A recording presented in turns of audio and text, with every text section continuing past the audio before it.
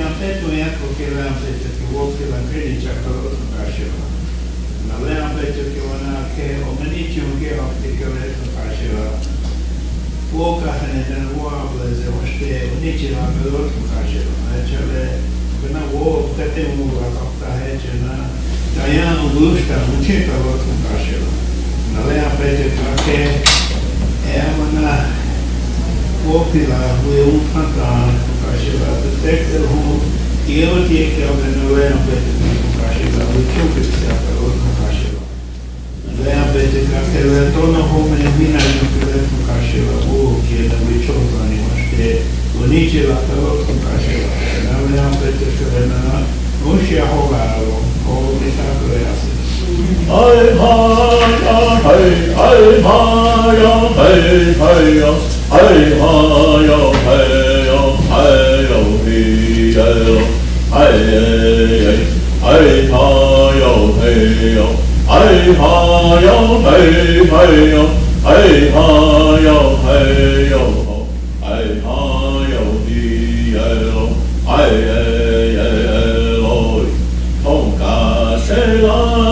Hey, Hawa Pakena, oh hey, honke, Snilena, Jikelo, ay, oh, Klatewa, oh, ya, Deki, Haya, Wichi, Chami, Kachale, Chamu, Eloyo, ay, elo, Glad.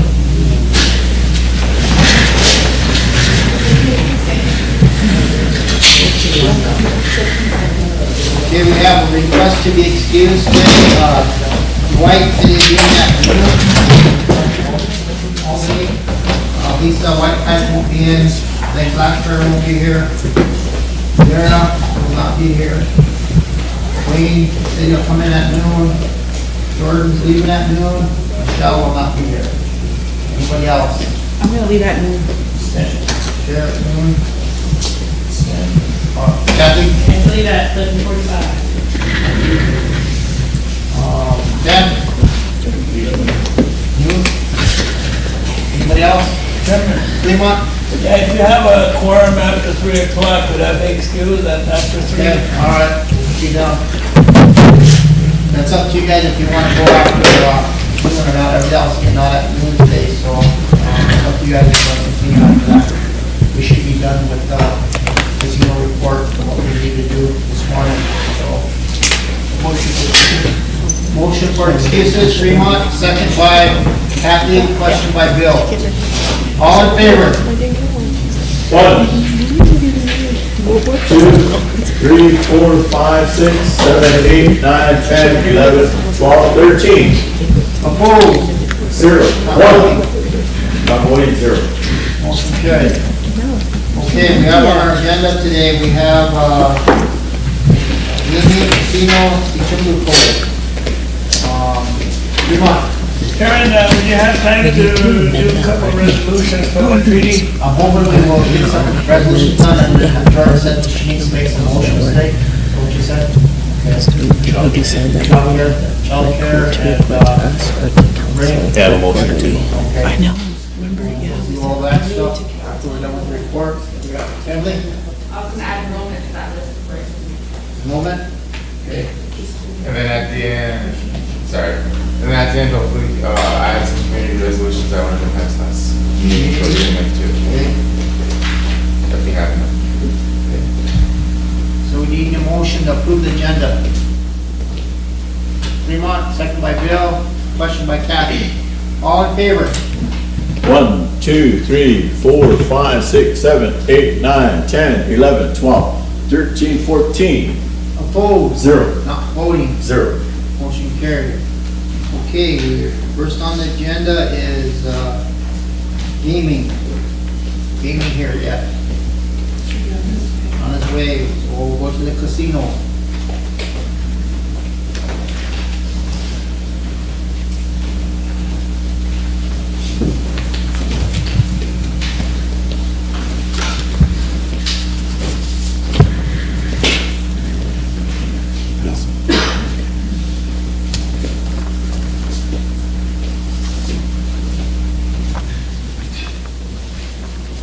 Good morning. My report will be somewhat brief and abbreviated because of the number of things that we're working on. We have the audit that is scheduled to come in. The auditors will be at the casino in the second week in February. So they're working with the accountants and trying to bring everything up to date. And I didn't know if you wanted this broadcast or... I don't know if that, usually if we're talking about finances or anything else like that, we usually go out there for the casino report, but that's up to you guys. We do that for a reason because we don't want outsiders to be able to know what our finances are and that kind of stuff, so. So this will, Martha, go ahead. We'll make a motion to go into executive.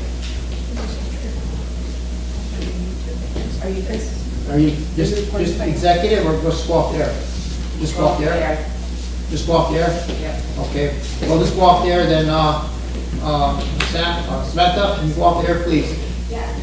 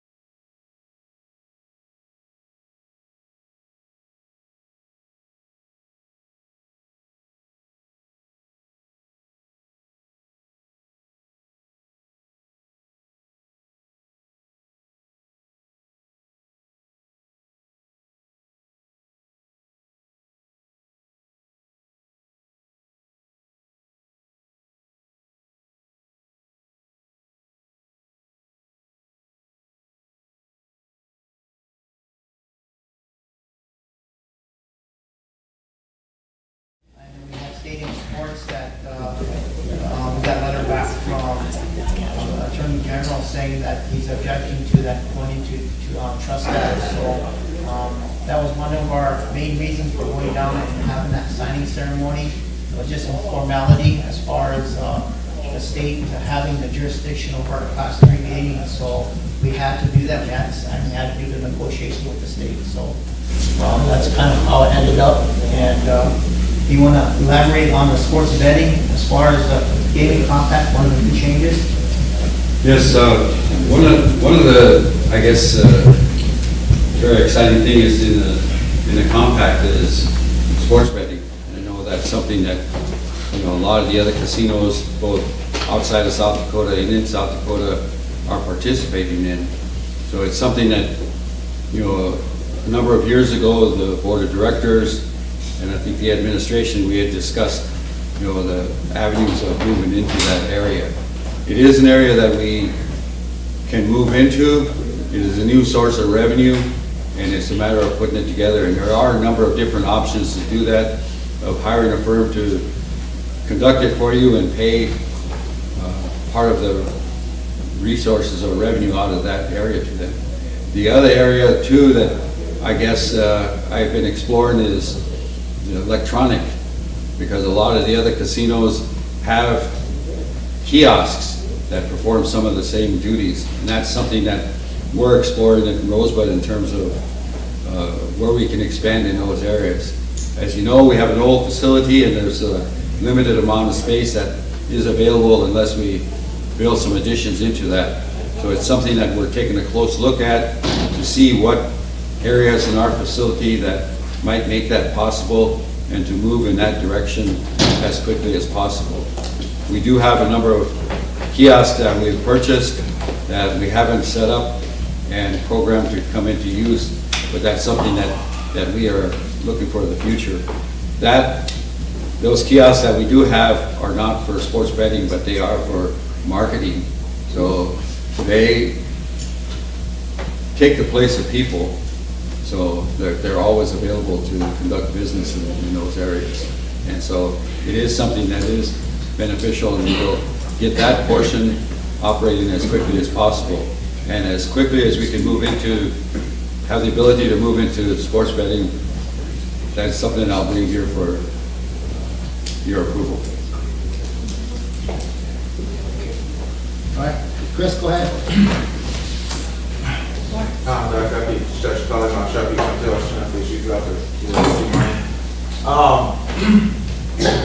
I was curious on what the possibility of renegotiating with the state on having the ability to, like you said, we're trying to work our way into winter. I know that we have land up by Murder. I know that's always in the talks, always in the ideas to go out to. But what's holding us up is the state, from what I hear. Is that true? Yes, to a certain extent. In our negotiations when we started, the fact of moving it in for the 1,000 machines, we'd also specified about 3 or 4 other locations and provided that as additional areas that we wanted to move into. Those are up north, closer to the freeway. You know, we have the land descriptions and everything. They were included into the compact negotiations that we had with the state. So it is on the table. We did not get approval in those areas, but that doesn't preclude the fact that we could develop those areas, because that was for Class 3 that we wanted to move into those areas, but we do have the ability to move into those areas if we follow the avenue of Class 3. So it is something that we currently have on the table and something that we need to move into. Yeah, definitely. And if you do that, you get my full support on that. Chris, when our negotiations started, we asked the state that for unlimited sites, we felt the state should be able to dictate us where we could put sites on our reservation. The state said no, they don't want unlimited sites. So what we finally agreed to is we can have multiple sites, but we have to give them a specific location, give them a development plan, and they'll approve it. They won't just give us a carte blanche, but we can have multiple sites through that process. I agree. And part of that approval process was holding a public hearing in that specific town or close that it was right after. Might have Galva do a rocking one of these days. And the other important aspect of our compact is the first time we have a 10-year compact. And in previous years, it's been 2 or 3 years, but this one's for 10 years. Anything else? Now we'll go to our next thing on the agenda. We have Sichunguko. Clay can't be here, so we sent Michael Point over. He's gonna talk about lending. Correct? Correct.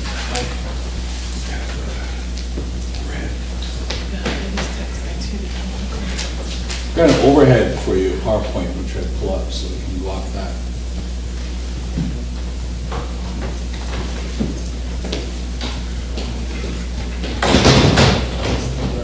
System's working when we get out here. Yeah, I told Calvin yesterday, he's like,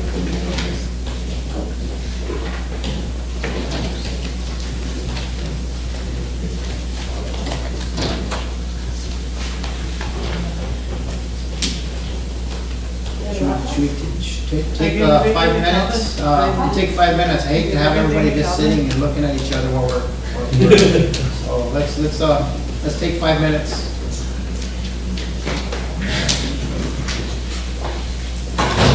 Still gonna be sitting and looking at each other. Build character. have a stare off with Charlie over there.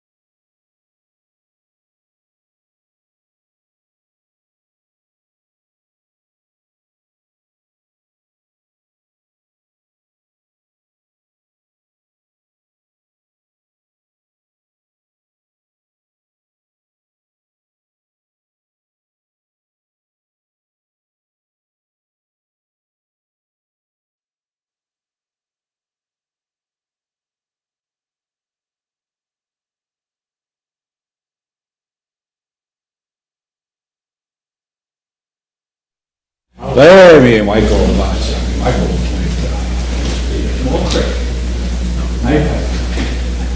Points over here in Rosebud.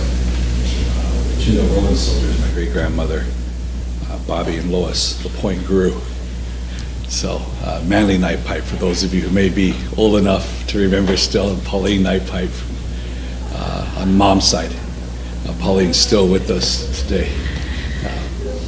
Today, I'm here on behalf of Clay Clome. What we're going to do, he asked me to present a little bit of what we're working on this year. And what I'm about to show you and talk about is going to go through the Economic Development Committee. And it has to do with what is called a Uniform Commercial Code.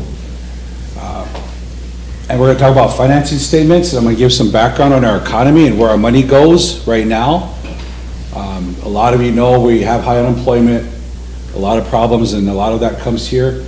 I'll share some statistics on where the projections are in 40 years, what's going to happen if things keep going at their current rate of our population growth, and if we don't have places for people to work and live and have a chance at a better life here at home. All right, so we'll jump into this. What is a UCC financing statement? And just some background, it's a legal document that gives a creditor a security interest in a debtor's property. It's used to protect the creditor in the event of a bankruptcy or other financial hardship. And it's required for many businesses to obtain loans from banks and other financial institutions. Right now, the tribe has a code on Title 14. There are processes, but they're more conducive for the Bureau and ag loans. And I'm going to go into a little bit more detail and where we're kind of behind Pine Ridge and Eagle Butte. These are some of the current statistics here at home. This is from back in March when I gave a memorandum to the Partners in Performance group that came and helped with the 10-year plan. Those guys that came out here, and you may have saw them over the summer with Clay. The key number here to pay attention to is that number 6, where it says imports, and that 499.5 million.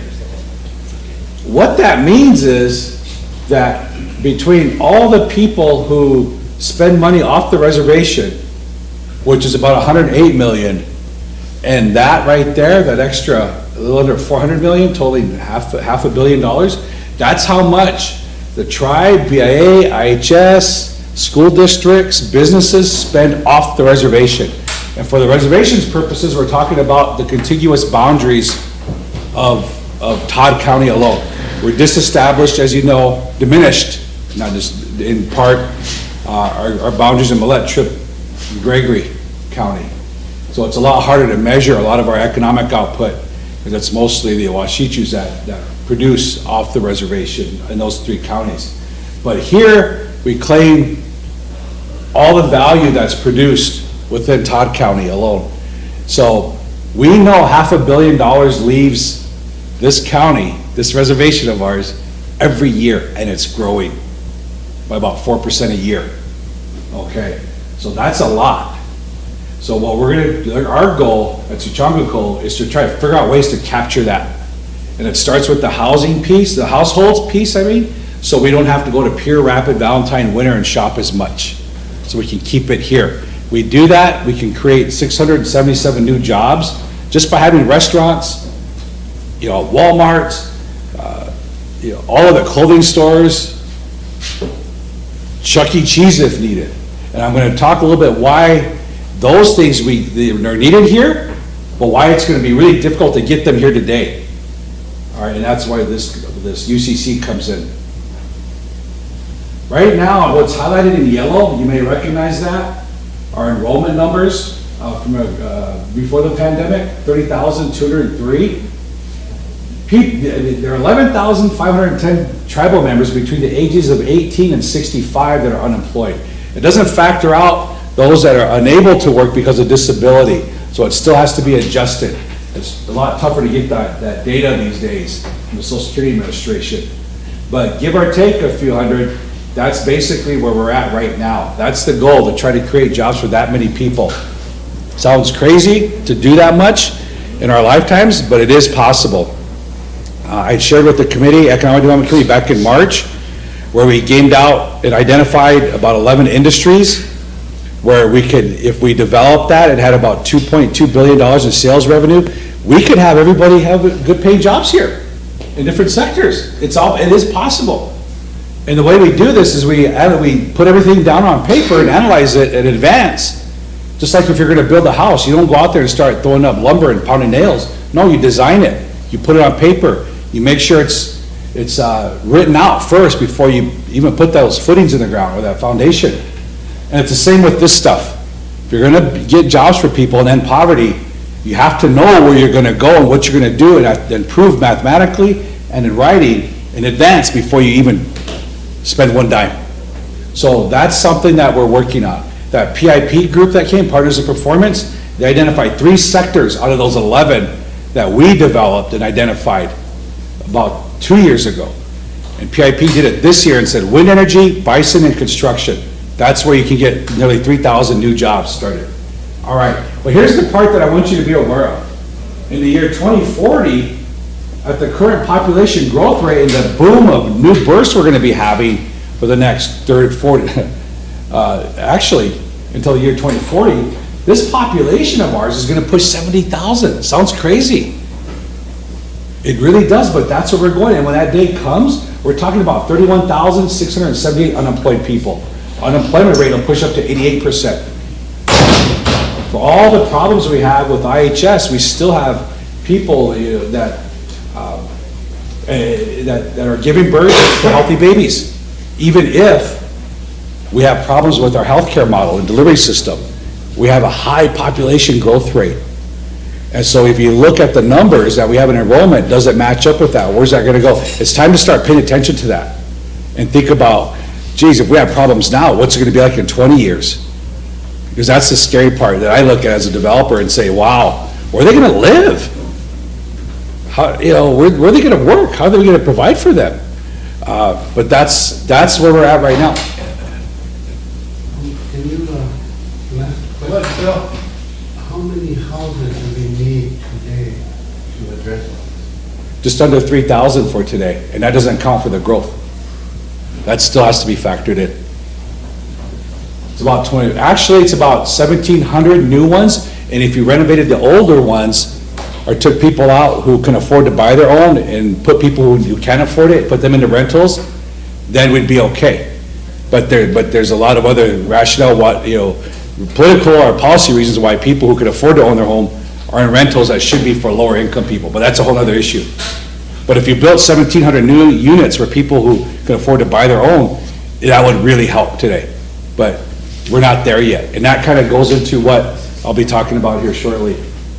All right, so $325 million in personal income, that's all the money people earn, even including Social Security, wages, food stamps. Basically, we've got about 80% of it that leaves. Half our people, 14,000 of them, are on state assistance. The state of South Dakota helps feed and provide medical care for 14,006 people. That cost $57 million in 2018. We were real careful when we looked at this and got that's all 4 counties from all 20 communities. We have a long way to go. We're really dependent upon not just the federal government, but the state. Now, I'm told that IHS reimburses the state now. That former President Trump gave our current governor the authority to get reimbursed for Medicaid, and the state had tried to do that for years and years, and has finally gotten them to do it. So, the whole nother issue there in healthcare, I know that there's been lawsuits that we're dealing with IHS, but this is what, through Medicaid and through SNAP, the amount of money that the state's spending on both single users and people who use both programs, SNAP and Medicaid, $57 million.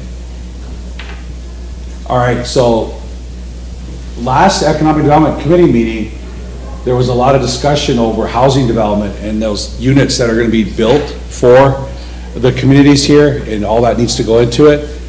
as I sat there listening to that, and I couldn't attend because I was sick, but I was able to listen in, one of the things I realized that's missing here is a lot of housing developers in the state ain't claiming any new business, really. It doesn't matter if it's a McDonald's or a Walmart or a mom and pop pizza shop.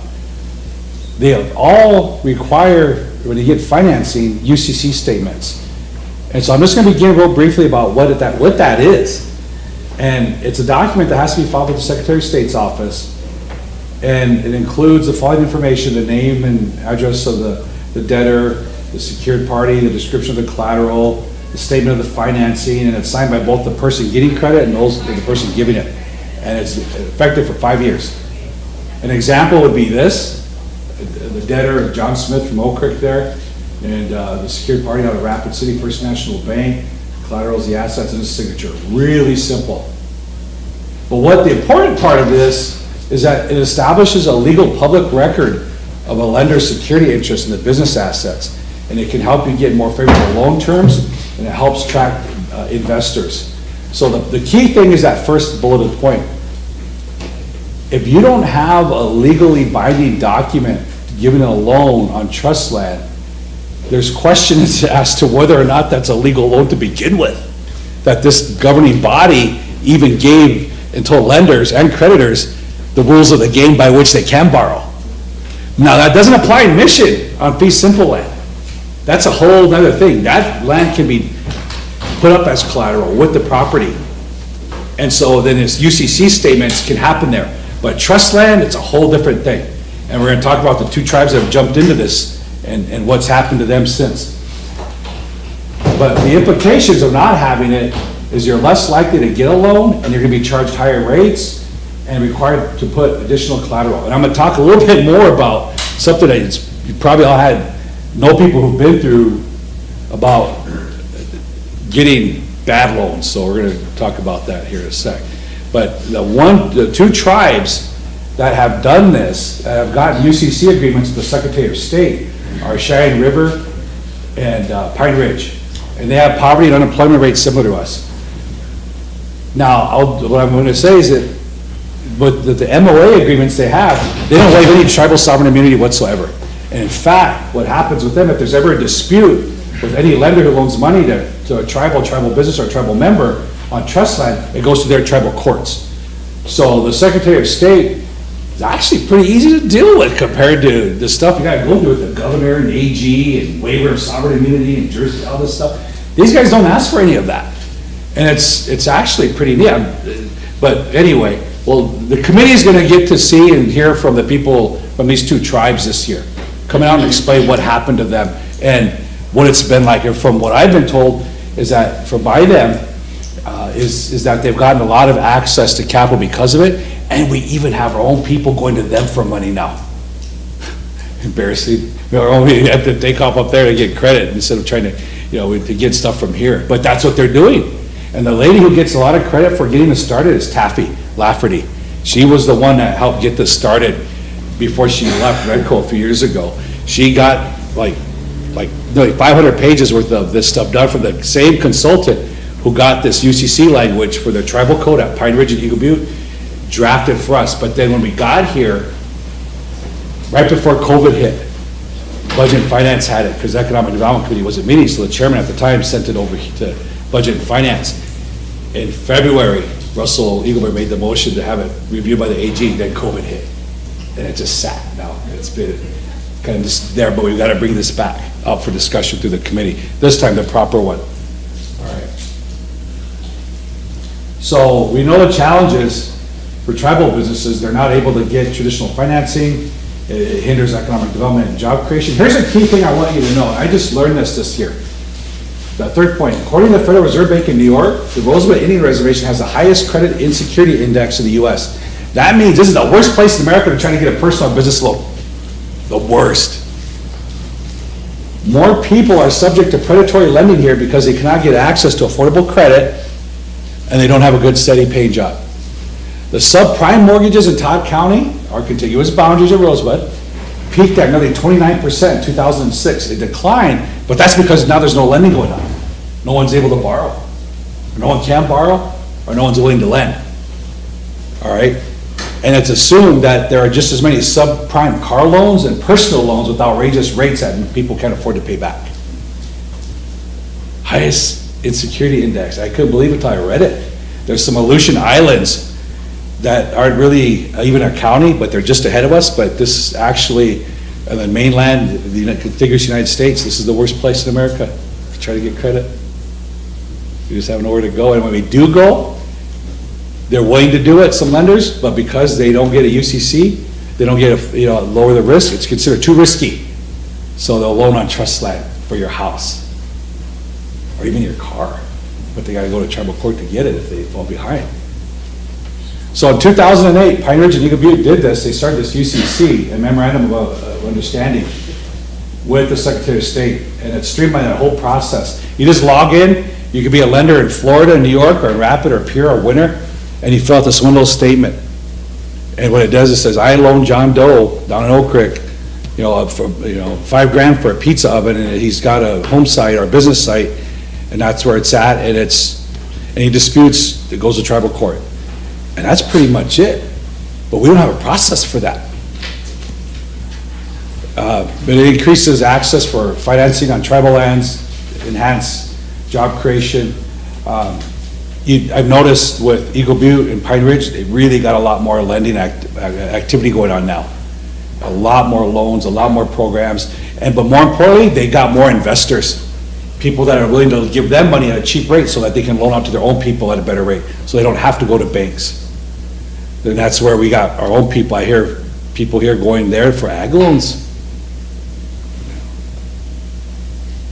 So, there again, I just mentioned that, but they do it for housing. I think Thunder Valley went through this in Pine Ridge and may have gotten their houses all built by Kyle. There's a whole different discussion on that. But the fact is, it's easier to get homes built if you're gonna build something and build it in advance and hope to sell it or rent it or lease it, that you or your subcontractors, if you wanna do this legally and make sure you get your money back when you sell your home, that you have a legal binding agreement or process by which you can pay your creditors, they can do their services, and you're secure your debt until it's done. We have no problem on the final mortgages. That's one thing I want to admit, or tell you, is that the BIA residential ground leases for 25 years, those things have been in place for a long time now.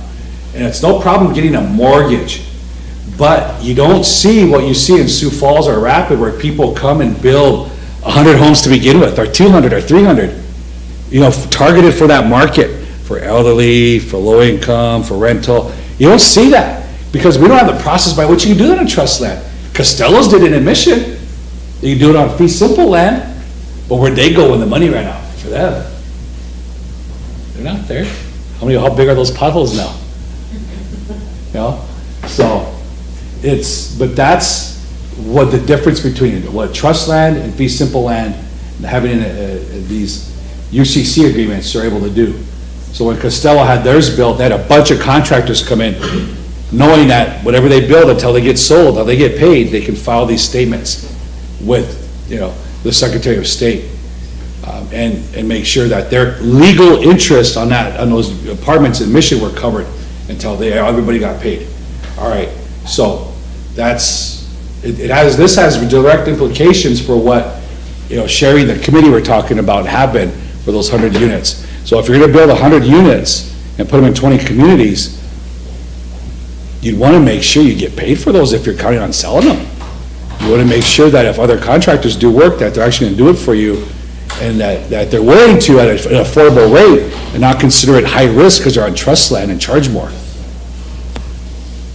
So, there again, it establishes the public record of the security interest for both the lenders and businesses, give more favorable loan terms and investors, like up at Eagle Butte, and especially at Eagle Butte, enhance financial standing, growth potential with tribal business. Businesses can grow if they can sell their products cheaper.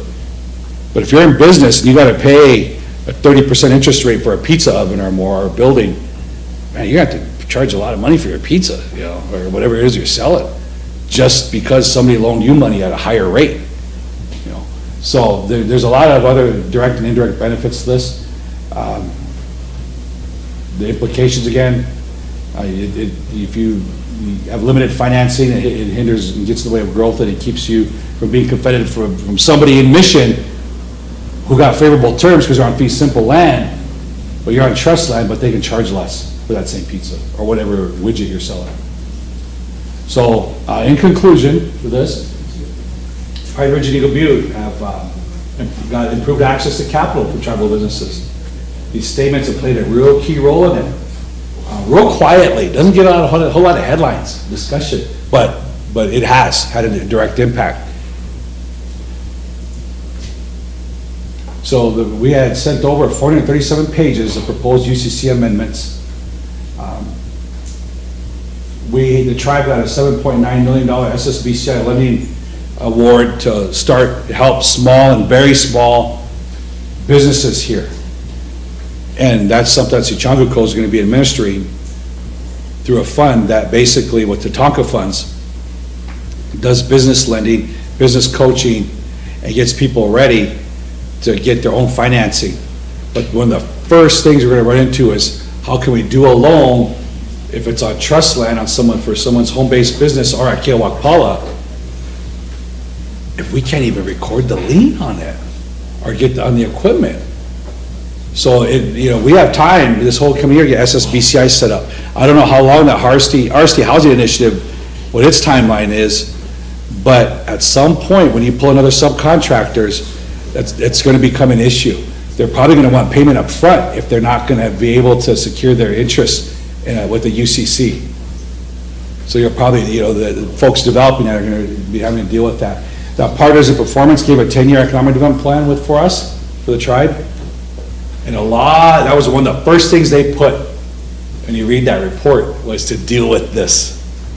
You can talk about jobs and income and do all this stuff, great, wonderful stuff, but that's the mundane thing. Where's your UCC and your ability to record liens on trust land at? Well, we don't have it. But maybe I think it's time we better start talking about it.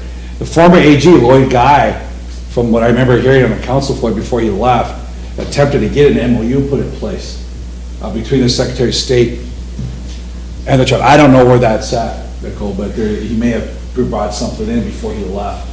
But it would be, I think it was that MOU for here.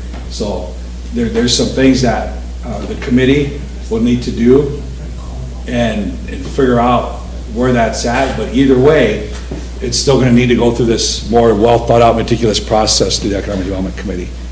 So, Wopila, for your attention. Fremont, go ahead. Yeah, thanks. Are you guys making an effort to lower the rates on these lending institutions? You buy a house, they want your payments way up there, and they can't afford those kind of payments. Yeah, that's true. We asked that Drew Burnett one time when I was on the housing board. He was with the section 184, so we asked him if he could lower the rate so we could afford some of these new homes, and nothing was ever. It's got worse than even back when Jewel was at Wells Fargo. Rates now are like 8%, 7.5%, and they went from 3 years ago, from 3.5% to 8%. So people who are on fixed incomes and who used to be able to afford up to even 400,000 could barely afford 200,000. The problem is the average house now is 225,000, 250,000 brand new. So one of the things that we don't have a lot of control over that. Those rates will start to come down from the Federal Reserve, but they're not going to be the cheap money like it was with 3%. We'll probably see rates around 5%. For those who can afford it and have the jobs here, 1 or 2 income households, it won't be a problem. For the average single mother with 2 kids, that's going to be a problem. So one of the things that we're hoping to do with this is do what happened now at Thunder Valley, take their model, do what's went up at Eagle Butte, take some of their model and what they do, but make our own loan funds here. That's what we should be doing. And get the rates cheaper just above the cost of the money. Because right now, trying to get people homes through that conventional market, which I know Sherry's talked a lot about, that's tough. That's going to be really tough with those mortgages just because of the reason you just said, the rates. They're not coming down anytime soon. And so we're gonna have to do it upon ourselves, I think. But if we have things like this, where we can actually make loans more legally binding and safer on trust land, that the person loaning money or developing or starting a new business there, where they know that they can get legal recourse on trust land if they loan out money for someone's home, if it's cheaper, then if they go cheaper, then now we got an opportunity to do what some of these other two tribes are doing. They're starting to go around Wells Fargo. Wells Fargo's even out of it, now it's tribal first. So we can make all loans from it. That's what we should be doing. And have it not just for business creation, but for homes as well. Mike, then Emily, I'm not Chris, and then Emily, sorry. I have a tribal member asking to ask a question, so I'm moving forward, if that's okay. You're a worker.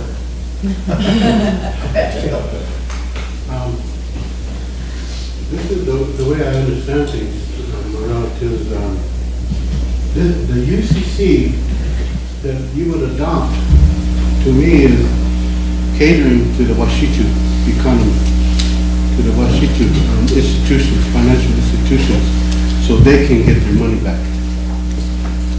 Something that I always wondered about is, why don't we create our own economy? Why don't we create our own financial infrastructure? We can finance our own people, we can invest in our own people. We need a bank, our own very own bank. We put money in that.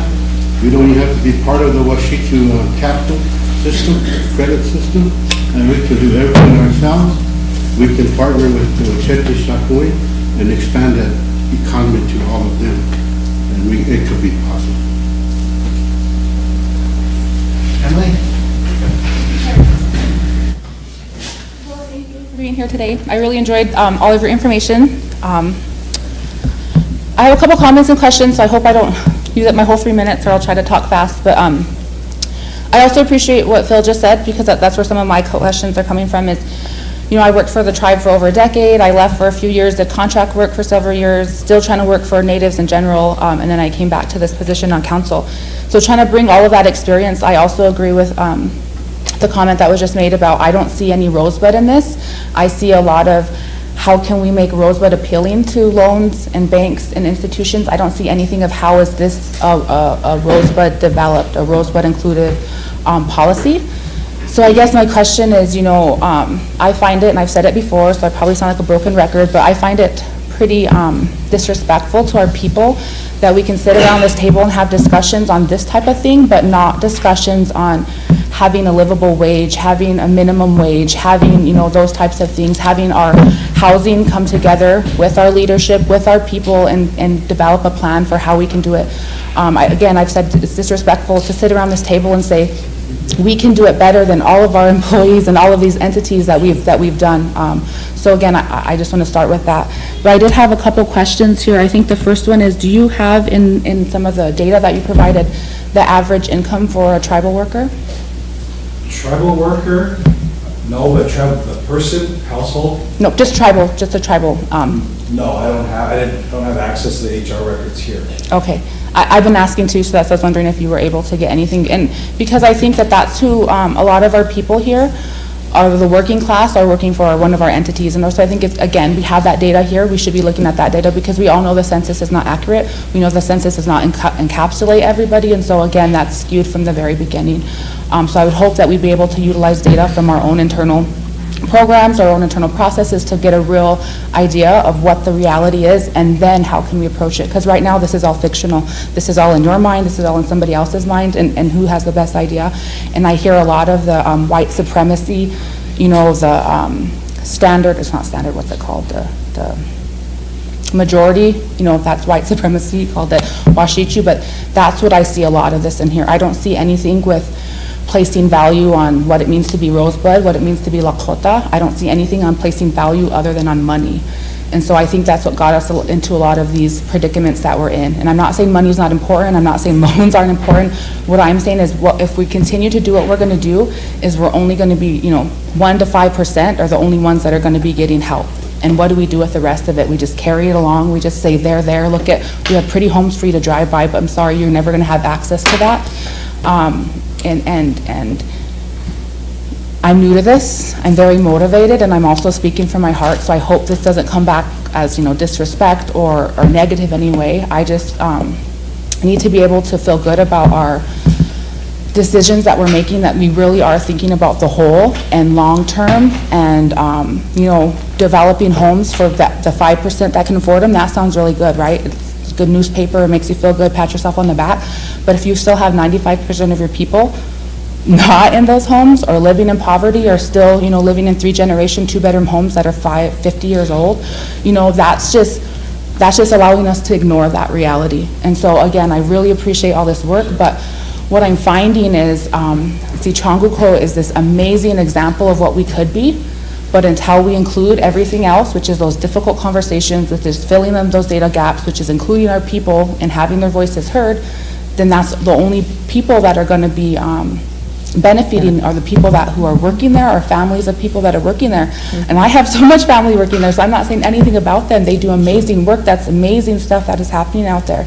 But until we have a way that we can really address the actual issues that are going on, then I don't see how that's worth our time and investment only, or priority, without having these bigger conversations and without including a lot of the other entities that are already in existence that are also working on some of this stuff. I think I have a few questions, but I'll let somebody else take some time. Thank you. You sit on your phone. Go ahead. Thank you, Mr. Chairman. Thank you, Brother Michael. Michael is my mother's adopted spiritual son, so it's good to see you. Thank you. I agree with what Emily is saying, because, this body, this tribe, we go on a lot of ventures. People come here and, show us all this stuff, but, we don't talk about these things. The poverty, the real issues of poverty. Probably all of us sitting here would like to afford a home, a new home, but in reality, in the back of our minds, we don't even go there because we know all this information. It's against us, the interest rates of anything.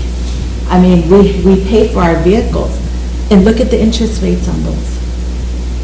And then we have people target tribes. They target us because, we just know that, well, yeah, we'll help you, but this won't happen for us. And that's sad. Right now, we have a lot of homelessness. We have multiple families living together. And like she said, in a transitional 1960s, and you have 3-4 generations, people still living in those. I think, our tribe, when we're doing this work, it'd be good to hear from Sioux, because not all of us are up to par with what they're doing. We just got in, but if we can all, they can come here or talk to us, give us some hope that this can happen. This is real. This is what we're actually doing. It's happening. We don't get that part. We don't get that. We get to flip the page and see it happening. And I know it's happening, but how real is it? I'm still skeptical about this. And everybody wants their own home. But it's outrageous. From back in 1984, those homes, like my mother's home, was $75,000 for a 2-bedroom. Look what it is today. It'll be double that. Could be triple. It's triple. So 2-bedroom, looking at $250,000. And back then, it's like that was affordable. It happened.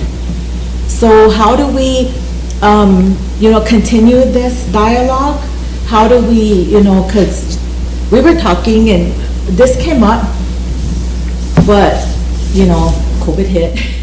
So we need to pick the ball up and we need to continue. And if we can have them come here and, you know, explain to us or kind of elaborate on it a little bit more. But I myself don't think we'll ever see interest rates go down ever here, ever. They'll always stay at 29%, you know? Maybe more, but that's what I see. And people can't afford nothing here. We barely afford to have Thanksgiving. We barely afford to, you know, go to Valentine. So until we address those issues and be real about it, you know, we won't get very far. So I really appreciate this. This is really good information. And it kind of opens my eyes a little bit more. But Emily hit it right on. You know, we have to look at how is it going to empower us. You just said our enrollment is going to go up, and it is. So, you know, will that make a difference, or is it going to work against us? You know, questions like that I would have. Thank you. Sure, did you have a question? Yeah, I did. Just wanted to thank you for all the work that you've been doing and putting in on this. I just don't want the public to be confused and think that you, RST Council Co., has any control over interest rates, which you don't, or our economy, or our, you know, what we pay our employees. I don't want the public to think that you, RST Council Co., has any control over those factors that are outside factors that are set by WashU that we have no control over, we have no stake in. So I just want to make that clear for the people watching. I just have one question. Do you have any like data that would show what the increase of investment would be and how that would change the economy locally? I don't remember seeing anything in your slide. No, we didn't get that far yet. We wanted to come to the community and educate about that document. Those 137 pages right now. And when that comes, it'll be the result of talking with Pine Ridge and Eagle Butte and seeing how their metrics were measured. Because they're going to be able to tell us Increase in entrepreneurship, how much more money went out, how many more jobs came as a result. So we're ready to track that with SSBCI and report that to Treasury. All those very things you just said. Okay. Those are part of the measurement standards, the variables by which we know whether we're successful or not. What was the tax revenues that went up? How many more people are shopping here? Did those businesses buy from here? Those are all things we have to report to Treasury as part of that award we got with SSBCI. So we'll start to know then once we go into action, but a predictive one will come before it when we start to look at the economic impacts. We have the tools to do that with in-plan to measure that. We haven't gotten there yet. Okay. But that is something we plan on doing, but we want to talk with Pine Ridge and Eagle Butte first before we go down that path this year. And that'll come straight to the committee, Economic Development Committee. Is there any mechanisms right now being used to track denials of loans for possible entrepreneurships, homeownerships? We went after that. Okay. We did see, we got some of that from the banking regulators, and it was used in our application to Treasury. Nice. And with the denial rates. Okay. And talking with people like Dawson Hermity Horses, who heads up banking, native banking within Wells Fargo. He steered Clay to where he needed to go to get that answer. Oh, that's good. Yeah. That would be good data to bring to the committee so we could look at it. You know, I know our Treaty Council Director talked about like our own Lakota economy, but I don't even know if anyone has ever done the research or the data to see how much money that would cost, how much capitalization plans would have to be in place for, you know, loan loss reserves. I mean, there's so much that goes into that.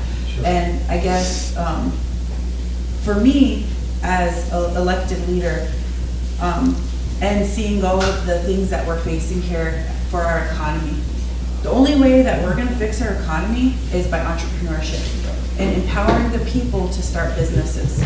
Not the tribe starting businesses and owning all the businesses, not Redco owning all the businesses, but the people.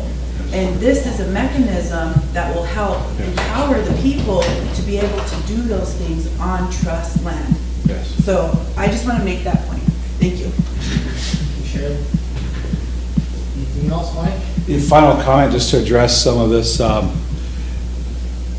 it's especially what Representative Boyd Belandra was talking about, And I remember when Lloyd Guy was providing comments, he was doing a piecemeal, a little at a time. He consulted with Phil on those very issues, on our cultural aspect of it, and he started to put that into the code. And the other thing I'll add to that, with what Representative Boyd Belanger is that there's a lot of that where what was developed, it's all amendable to incorporate a lot of what you brought up within those 437 pages, those different sections. So I would suggest that this coming year, come to the committee when you can, when we make the announcement, and you'll see that document itself, because right now they have it. But there's a consumer protection piece in there, meant to keep people from getting ripped off by lenders. And how Pine Ridge and Eagle View deal with that and ban them and fine them $5,000 for not doing debt to income ratio analysis, for loaning them money on a car they can't even afford. There was those powers, but the judges can't do that unless it's in code from the governing body. So that was the thing that really stood out for me. People get afraid of garnishment clauses and all that. If you've been given a loan that was bad and it was a predatory loan, you don't have to pay that back under the Pine Ridge and Eagle View rules. And that upholds in court, even in federal court. And the state courts have no standing. They should have never came down here at tax time ripping people off. All right, so that's a big piece in there. But the other aspects of it that you bring up is that's all for inclusion. And when by the time that it comes out of committee and comes here, there's gonna have to be 2 readings with 75% passage and public hearings. It's that big of a deal. You're changing that much, because it's an ordinance. So the public should have a chance to it. We wanted to do that 4 years ago, before Ike Schmidt passed away. He was excited to see this and get it done. And we started talking in that March about this. We came here, and then he passed away that fall, and then COVID hit. So, but that's all can be addressed throughout this whole process. That's all I have. Thank you, Mike. Motion to approve his report. Motion to approve the Sioux report, second by Ray, question by Lila. All in favor? 1, 2, 3, 4, 5, 6, 7, 8, 9, 10, 11, 12, 13. Opposed? 0, Not voting? 1. Okay.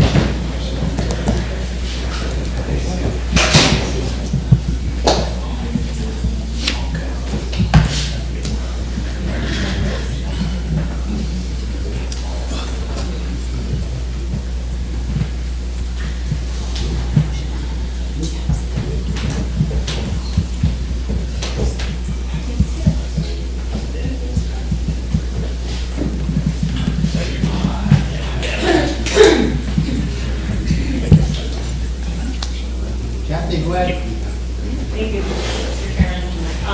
Before I have to leave now, but before I leave, I just want to wish all my colleagues a happy Thanksgiving and enjoy your turkeys, some good pies.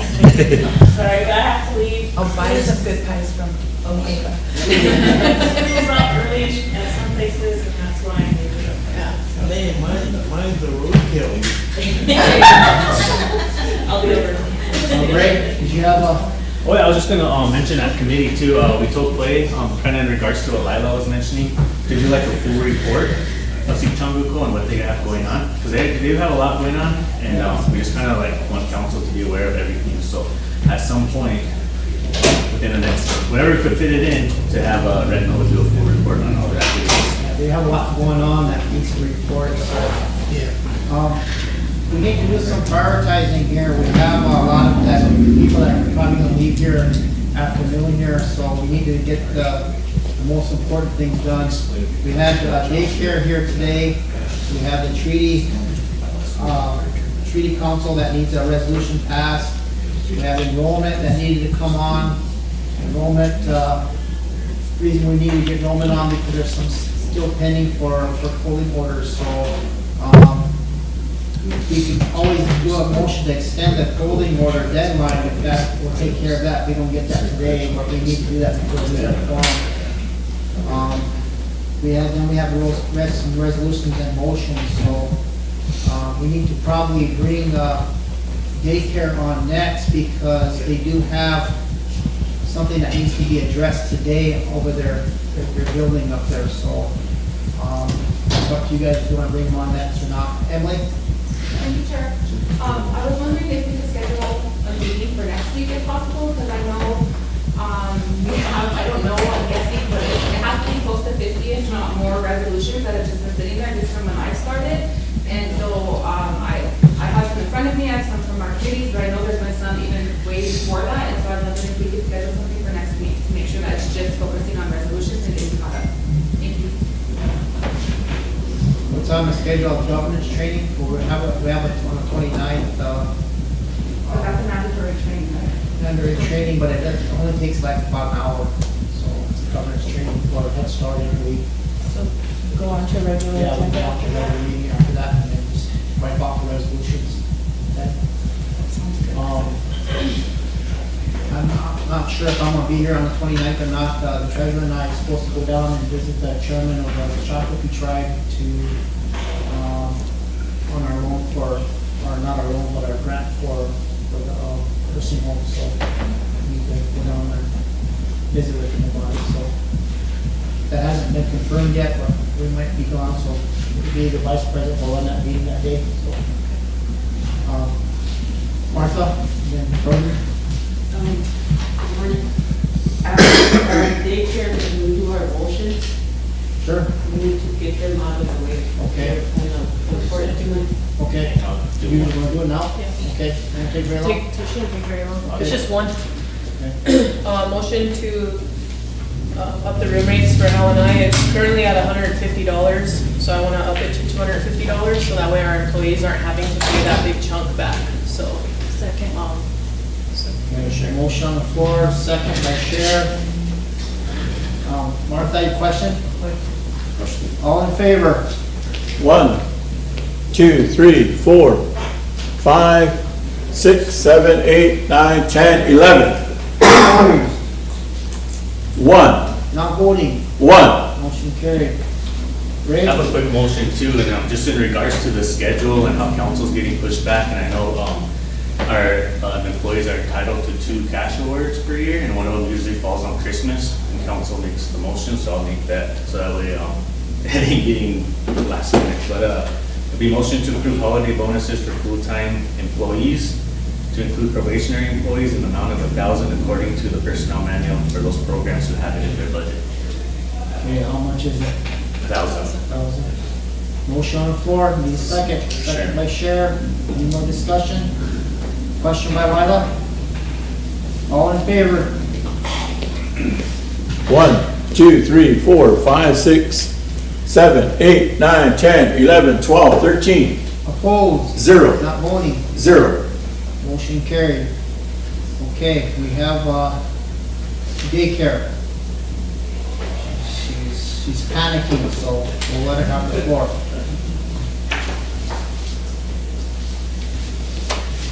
Good morning, council. Good morning. We are here for a couple of things, but we have an attorney that we want to bring on the phone who helped us with this paperwork, and I don't know, I'm calling him, but I guess I don't know how to get him on.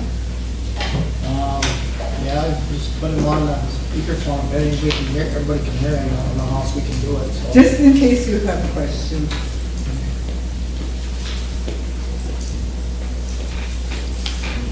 Okay, so this is Child Care's attorney for our buildings. Just in case you have questions. Well, we came here with the resolution today because, good morning. Set it up here? Okay. No, that's, I mean, set up for her. Okay. So we all can hear. Okay, so what I have here for you today is a resolution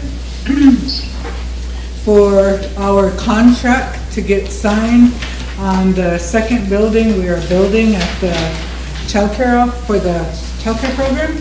And we were at a standstill with this contract because the company who got the bid, that was awarded the bid, RCS, was already approved by tribal council, but they wrote the contract to waive our sovereign immunity. So we got held up, and we had our lawyer in Rapid City working with Eric here, and Eric did inform all of us that we were, only tribal council can approve a waiver of sovereign immunity. So they proposed a limited waiver of sovereign immunity. And I'm not an attorney, so I can't explain all of that to you. So if you have questions, we have Matt Rapold from Rapid City, Peebles and Kidder on the phone if you have any questions, and Eric is also in the room.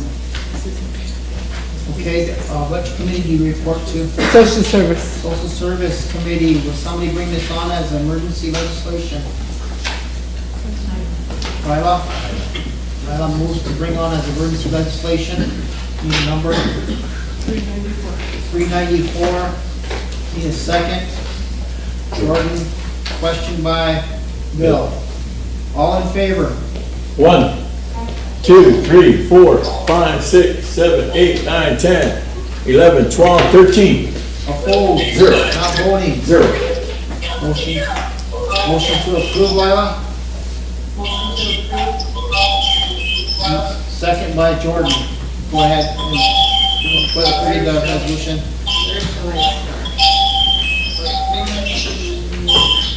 I'll start fourth whereas. The Rosebud Sioux Tribe is authorized by Constitution and bylaws, Article 4, Section 1, to appropriate for public purpose of the Rosebud Sioux Tribe available tribal council funds, and whereas RST Ordinance number 94-125 established the Rosebud Sioux Tribe procurement policies and procedures for the acquisition of goods and services by department and programs of the Rosebud Sioux Tribe. And whereas RST procurement policies and procedures requires a bidding process and approval by the Rosebud Sioux Tribal Council for the acquisition of goods and services in the amount of $10,000 and over. And whereas the Rosebud Sioux Tribal Council is authorized to pass resolutions and ordinances to provide for the maintenance and general welfare of the tribe and its members and to promote economic development of the tribe and its members.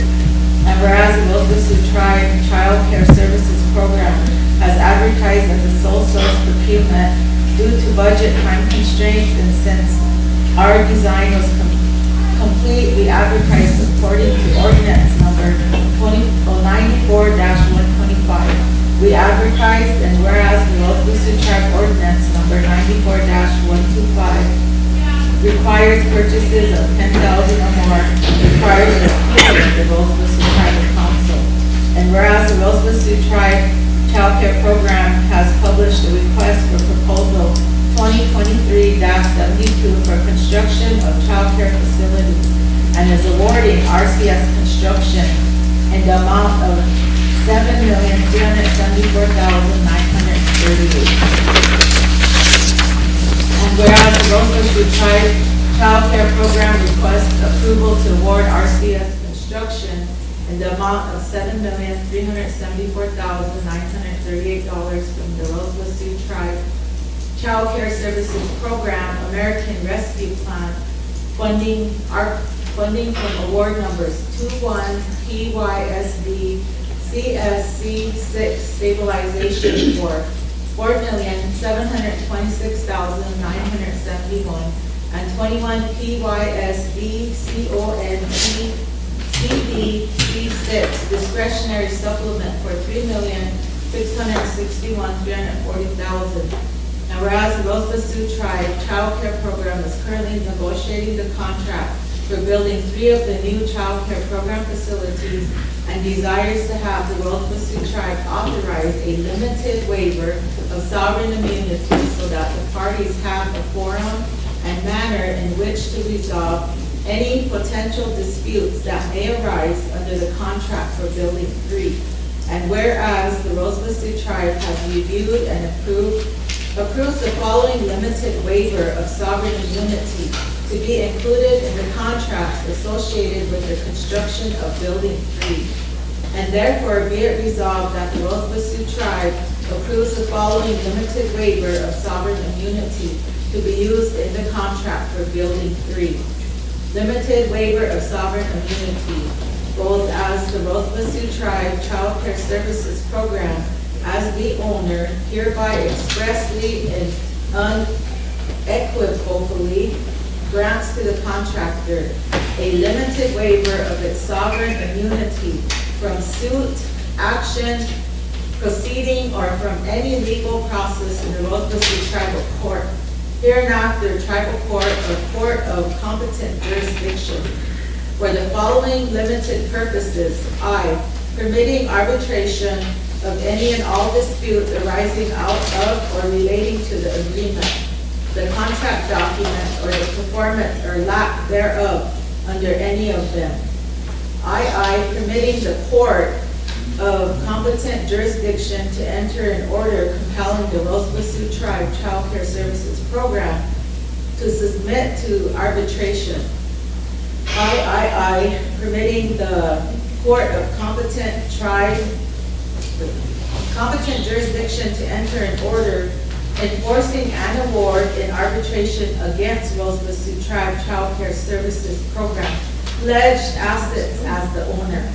If requested by the prevailing party, judgment upon any award rendered by the arbiters shall be entered into the tribal court, and such proceedings shall be conducted subject to the rules and procedures thereof, provided, however, that the parties agree that the tribal court shall have the power to enforce, but not review or modify.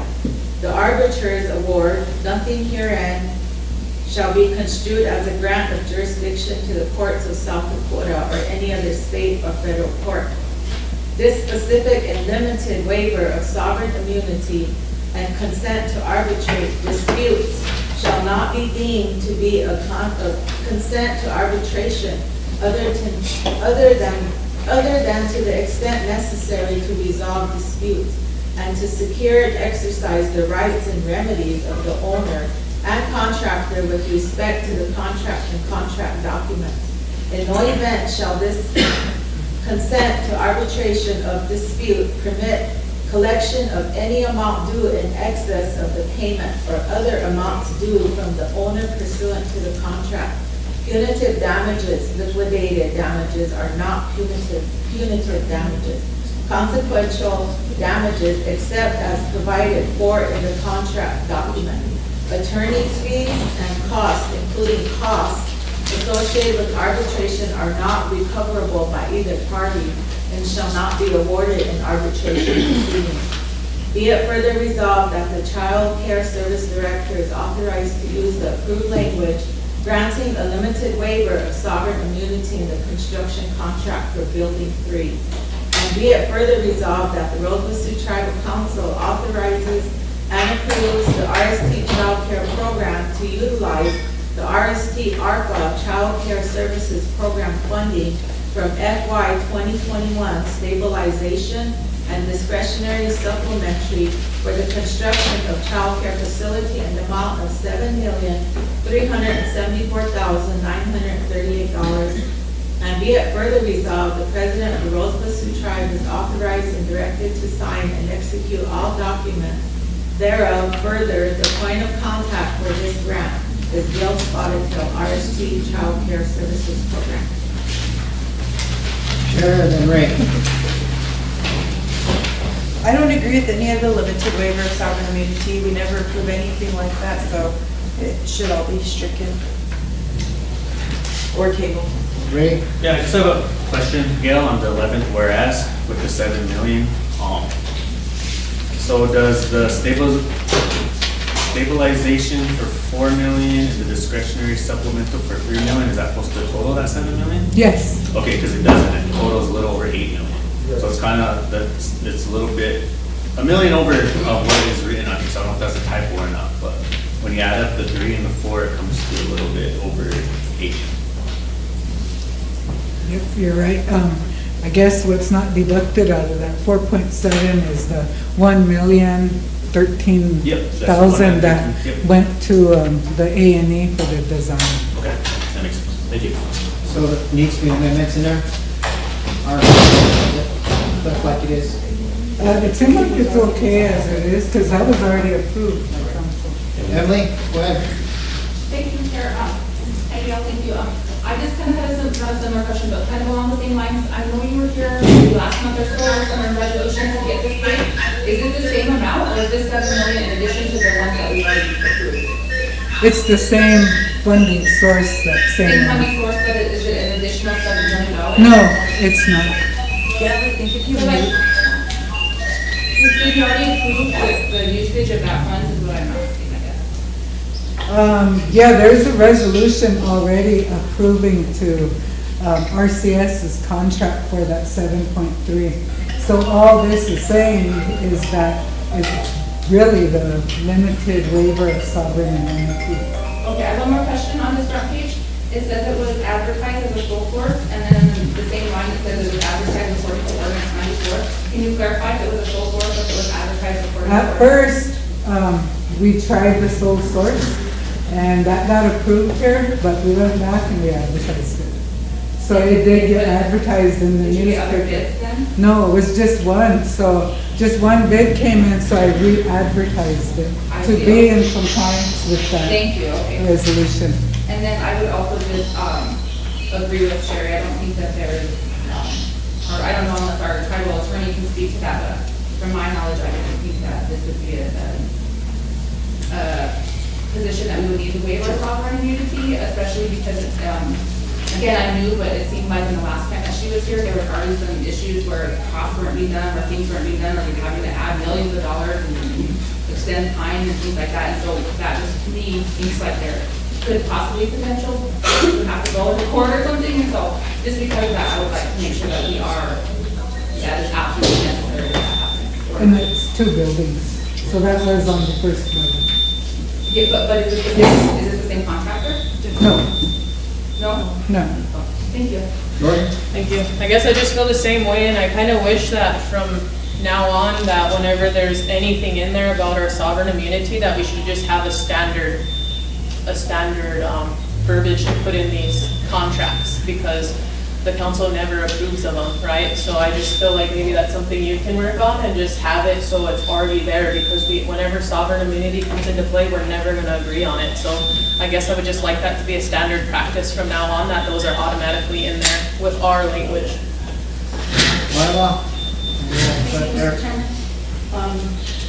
The sovereign immunity is always an issue, and I put my faith in our lawyers, and that's what they get paid the big bucks for.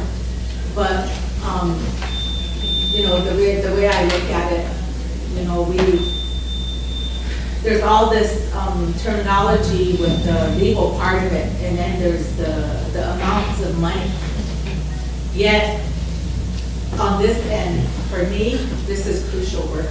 This is saving, this is for our kids, and it's saving our generations. And the way I look at it is it's providing. The longer we wait, we lose money. You know, and I understand, you know, we need to get the language right. And, you know, sovereign immunity, we do have to come up with some standard with that, because everybody else comes in, you know, this comes up a lot, and right away, that's a red flag, you know, sovereign immunity. But if it's defined by our lawyers and our lawyers in place that it's safe, we need to get this money going. So, you know, maybe Eric could explain to us, if you have somebody else, Gail? Yeah, we have our other lawyer. That they can explain that. So, but this money is there, and the legal part of it, you know, we can hear that side of it. Sovereign immunity is huge. Eric, you wanna? Matt had the same first stab, he did most of the drafting of the resolution. The lawyer? Yeah. He just took it. He's trying to get that noise situated. Feedback. Yeah. Good morning, council. Just a couple of comments. First, a general comment. Back when under Rodney Bordeaux's administration, we went to a meeting with up in North Dakota, and Lance Morgan was there. So Rodney asked him, the banks usually require, in fact, they always require the tribe to waive its immunity in these financing agreements. And what if the tribe doesn't agree with the language, and this is just in general, waiving its immunity to get that funding? So Lance Morgan's answer was, well, how bad do you need the money? That was his answer to that. So, and he was the guy that went to Harvard. But with this child care resolution, I assisted with Matt in drafting it. He did the majority of the drafting.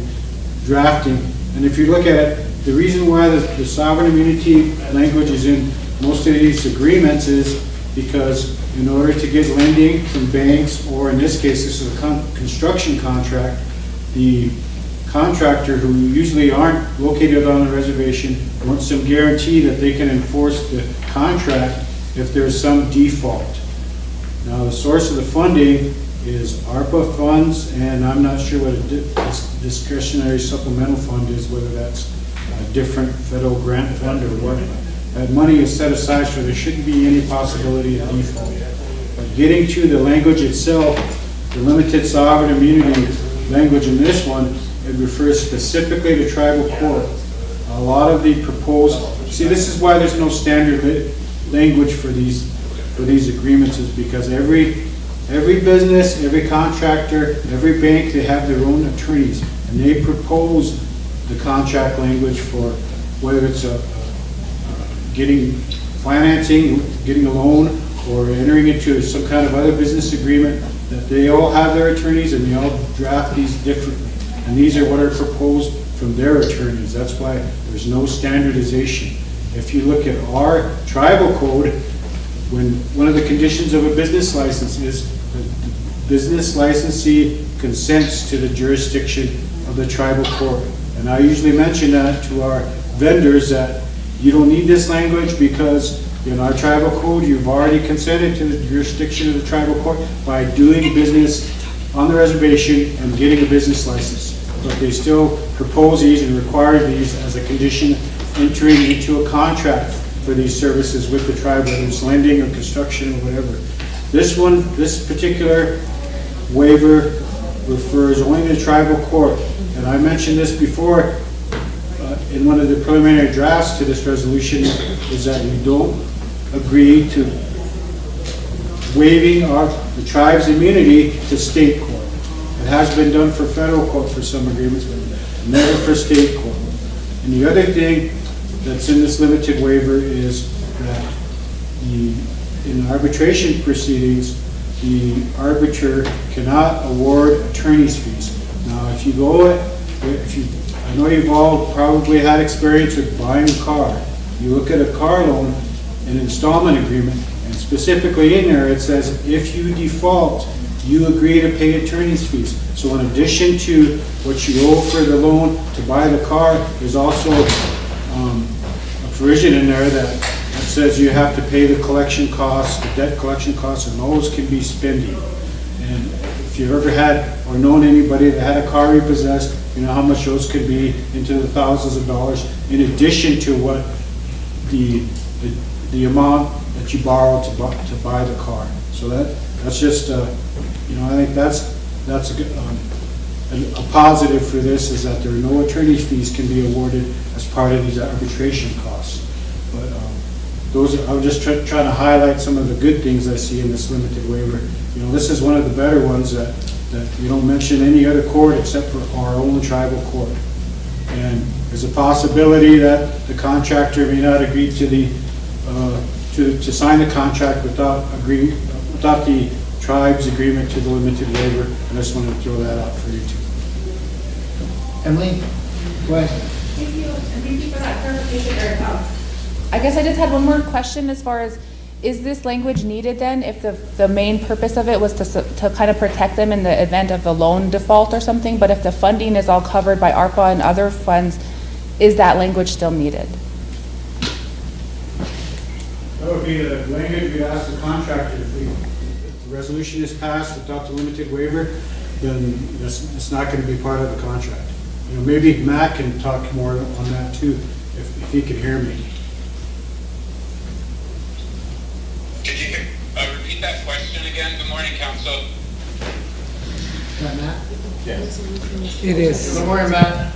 You have to kind of speak loud because we're on the speakerphone, it's not very loud.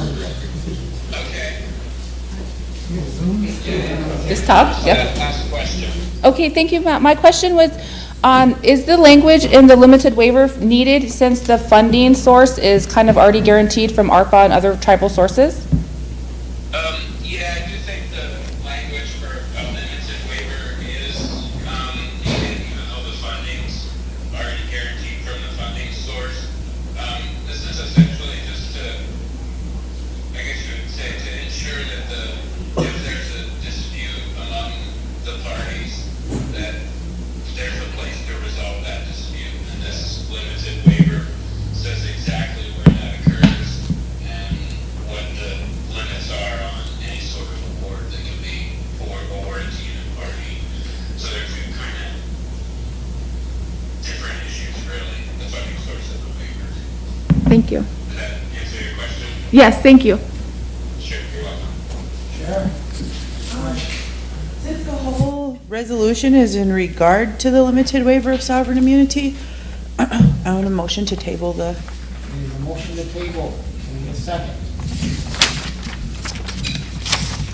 Emily? No discussion on table motion, so call for the question. We'll vote on it. All in favor, table motion. 1, 2, 3, 4, 5, 6, 7, 8, 9. Opposed? 1, Not voting. 1, 2. Motion approved, table. So, yeah. Okay, so I You can't talk about it now. Okay, but I just want to let you know what the table causes. What's going to happen now is RCS gave us a deadline of today to include this, and they're allowing, they were going for full sovereign immunity. And believe me, I don't like this any more than you all do. So I totally understand your points, I do. But I don't have a choice. You know, they have their lawyers.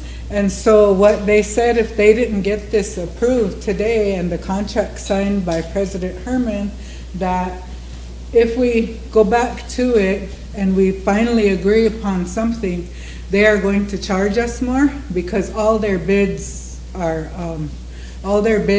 dated and they're expiring for their subcontractors. Also, they proposed that they're going to come at us for more money. And they also said the other option is to shrink our building. So we will lose 640 square feet. And this building that we're trying to build here is like a big dance room for physical activity for kids. We did a lot of research as to, and we also put it out there for the people to comment. And one way to combat trauma is to get kids moving. You know, run and scream.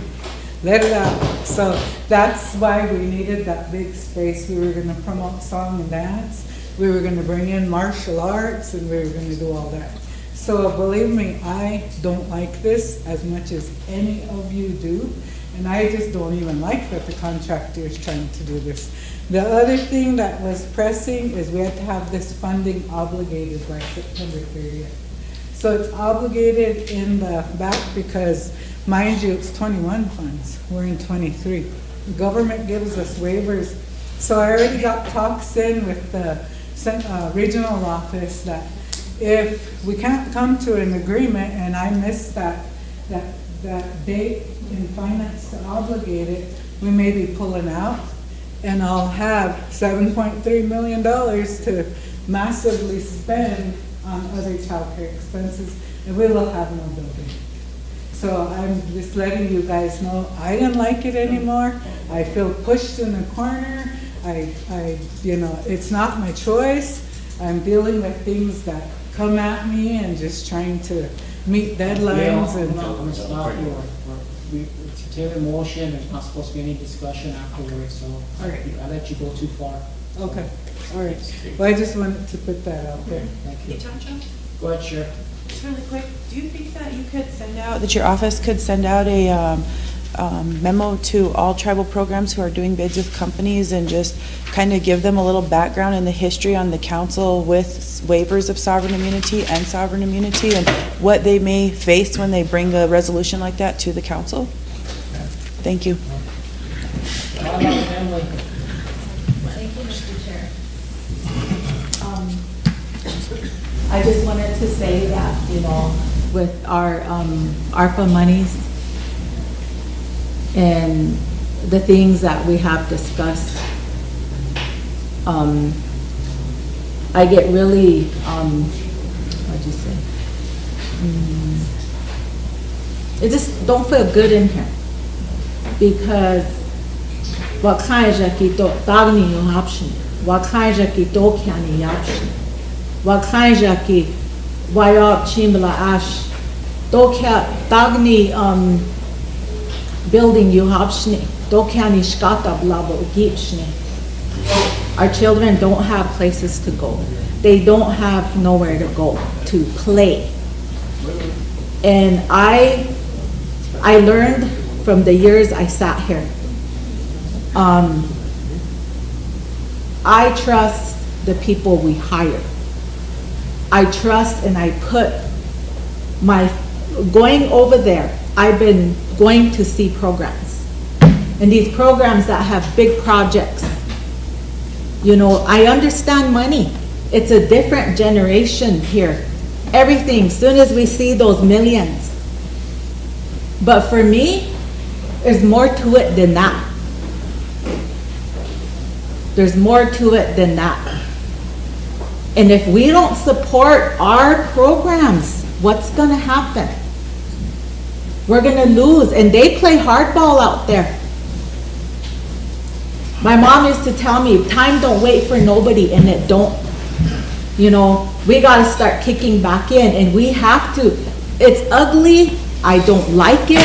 I'm very aware of our sovereign immunity. I'm not in any way wanting to put that at risk.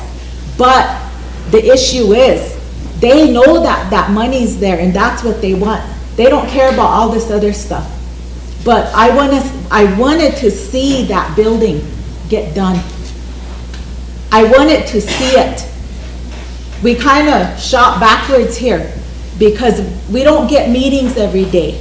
You know, and that really makes it hard for our programs to be able to come and do a thorough presentation to council. Sitting on budget and finance, it's different. But you know what? I don't have that privy. The rest of us don't. And it's millions of dollars, but my kids are worth it. Our tribal kids are worth every damn penny that is put out there. That money is set in stone. It's here for us to use. And I don't want to see that. I don't want to see us lose it. So at the same time, our children in here. Point of order for what? Excuse me. Call point of order, Chair, call the point of order. So. But I have a right to talk. If it's not on the table motion, you can talk about it, But it's not. But I'm in defense, and I'm feeling pretty upset right now. I have a right to speak. I was voted in by our members. This behavior needs to stop. It does. I was appointed here by the people to speak for the people. I feel very disrespected right now. Very. This is a team effort. A team effort. So I'm just saying,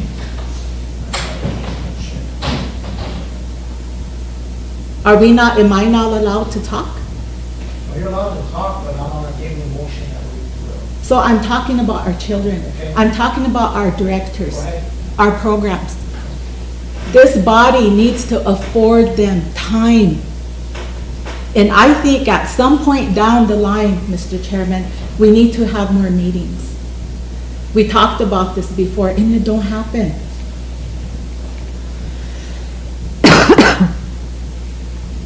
There's not enough time in the day for them. No. For everything. No, there isn't, but maybe through, because I look at the calendar, it's all filled up. And we've been having our committee meetings. But at the same time, like on a Friday, maybe a Friday or a Thursday, that we could set up some special meetings. But I'm just saying, I really feel offended right now.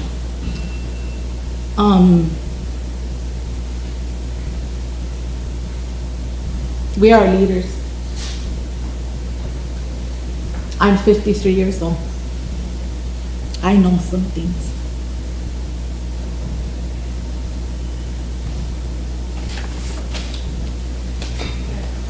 Yeah, Emily. Mr. Chairman, I'm going to excuse myself. Okay, go ahead. Emily, Monica, and Sheriff. Thank you, Chair. I know we're not supposed to talk about it, so I'm gonna try to question this, or phrase my question, okay, but,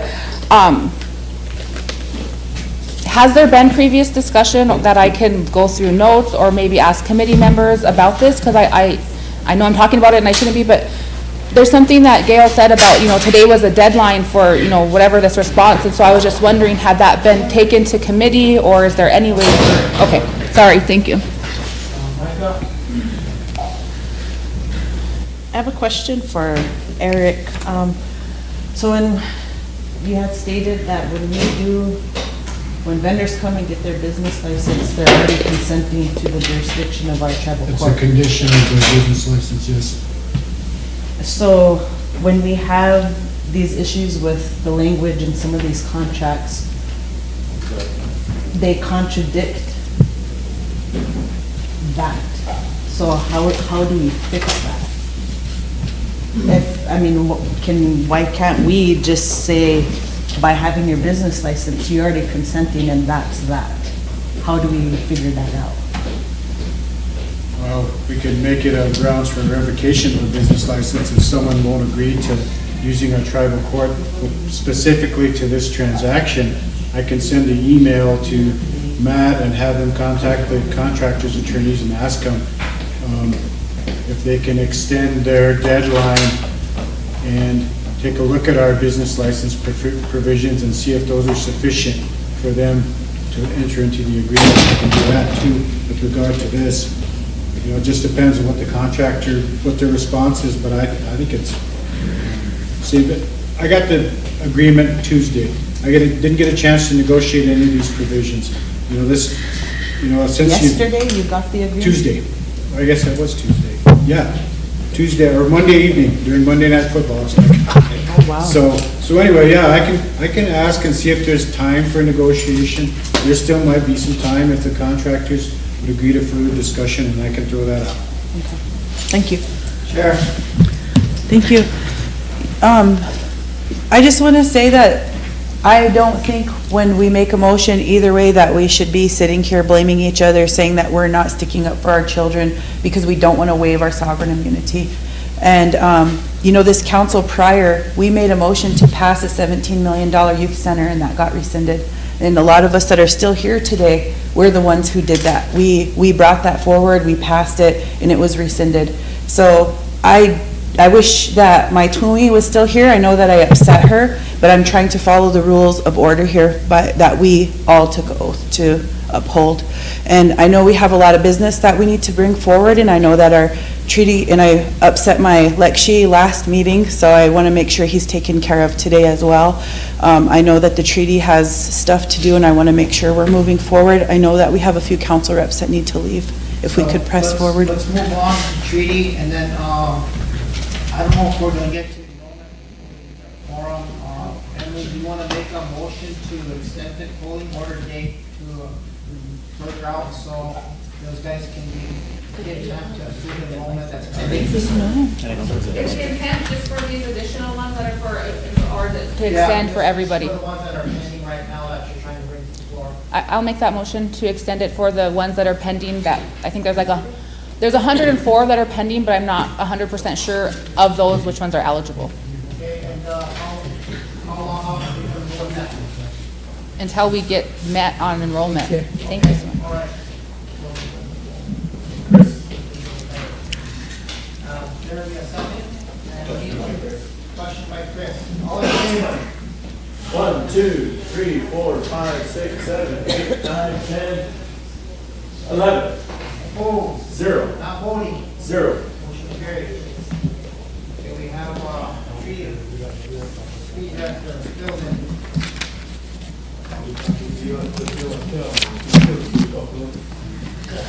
Thank you for allowing me some time today. I'm back on the floor to try to move the Sioux Climate Center grant forward. So, what you have is some resolutions.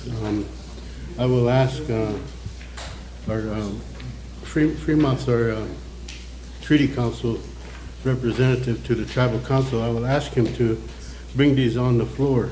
But my other treaty rep, Dwight, my nephew, is not here today. So if somebody could help us, it would be great. Okay, we lost your form. 2 are out. Wait for them to come back in. They use the restrooms.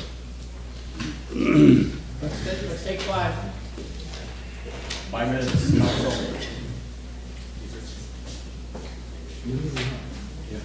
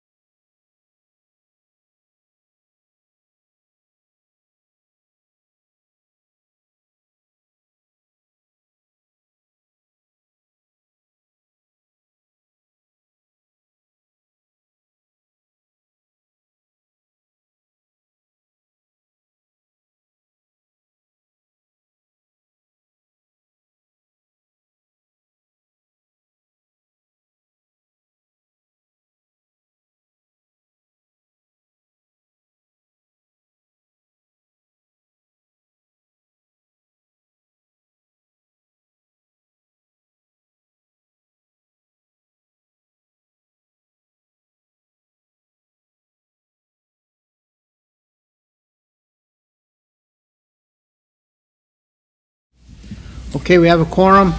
We was on the resolution for treaty. We need a treaty person to bring that on as emergency legislation. The number is 395. Need a second. Chris, question by Charles. All in favor? 1, 2, 3, 4, 5, 6, 7, 8, 9, 10, 11. Opposed? 0. Not voting? 0. Motion to approve Fremont? Need a second. Share. Go ahead, Phil, go ahead and read the resolution. Resolution is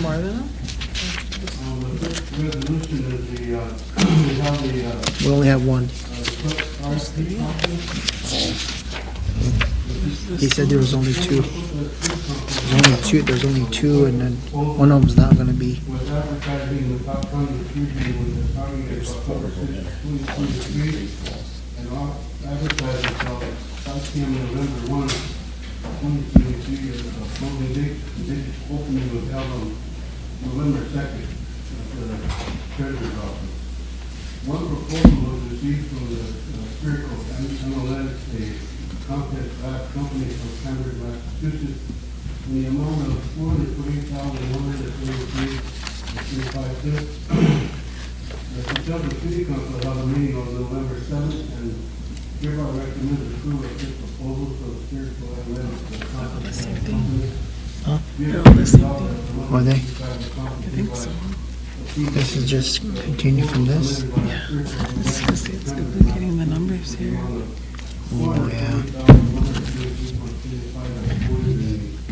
October 30, 2023, with the state of being noted, and be it further resolved that the president of the local city tribe or his designee is hereby authorized to sign all pertinent documents. Any questions? Emily. Emily, go ahead.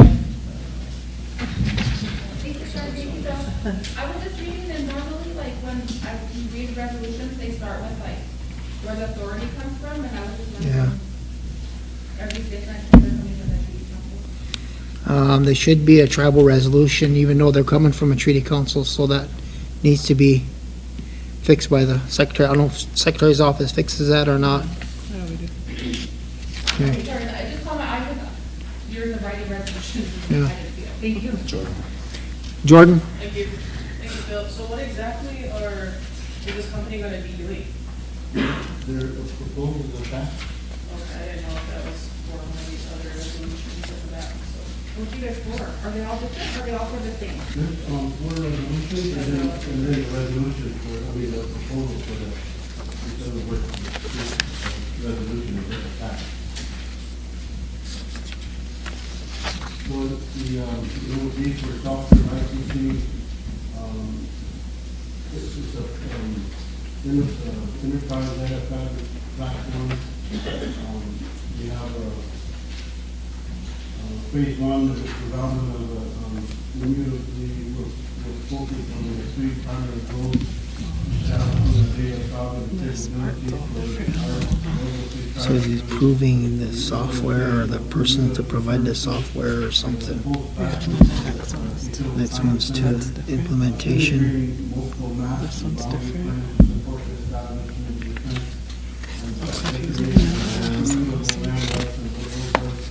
Expanded more accurate care position and monitoring of local water. This is different. Available public and private data sources, including sensor data for applicable. So we're going to install the sensors in the water to monitor the water. If you recall, I was really concerned about the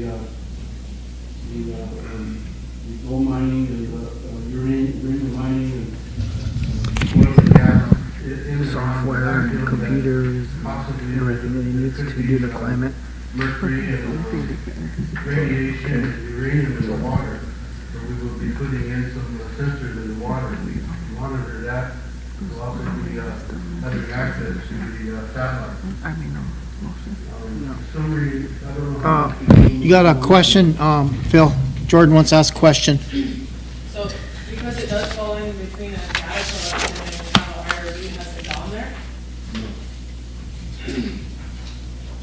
So I feel like that's where we have to go before it comes here, because it is gonna be collecting data within our reservation boundaries. And we're requiring all of our other programs that are collecting data to go through there, or even the education one. I'm not sure, I haven't seen that, the policy for that yet, and, I'd like to get this going, and if you could authorize this, I can go, take it to the IRB next, before we sign a contract, I guess. Emily? Thank you, Chairman. And thank you, Bill. I have a similar question. Not only is it, should probably either go through the IRB or HERB, but I also would hope that you'd work with them, because I mean, this seems like a very important step for the tribe that we should be looking at. And since there's already two in existence, I think it only makes sense to collaborate and work together. So that's my first question. And then the second part would be, you know,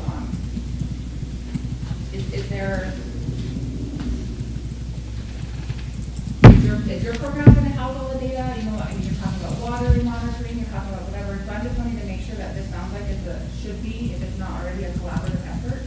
And so water, you know, that's water resources, that could be Department of Natural Resources. I mean, there's so many different players here, and I know we're short-staffed, not full capacity, but with something like this, with a dream and a vision that big, I would just hope to see, or want to see, you know, how all those players are coming into play from the beginning, if that has happened yet.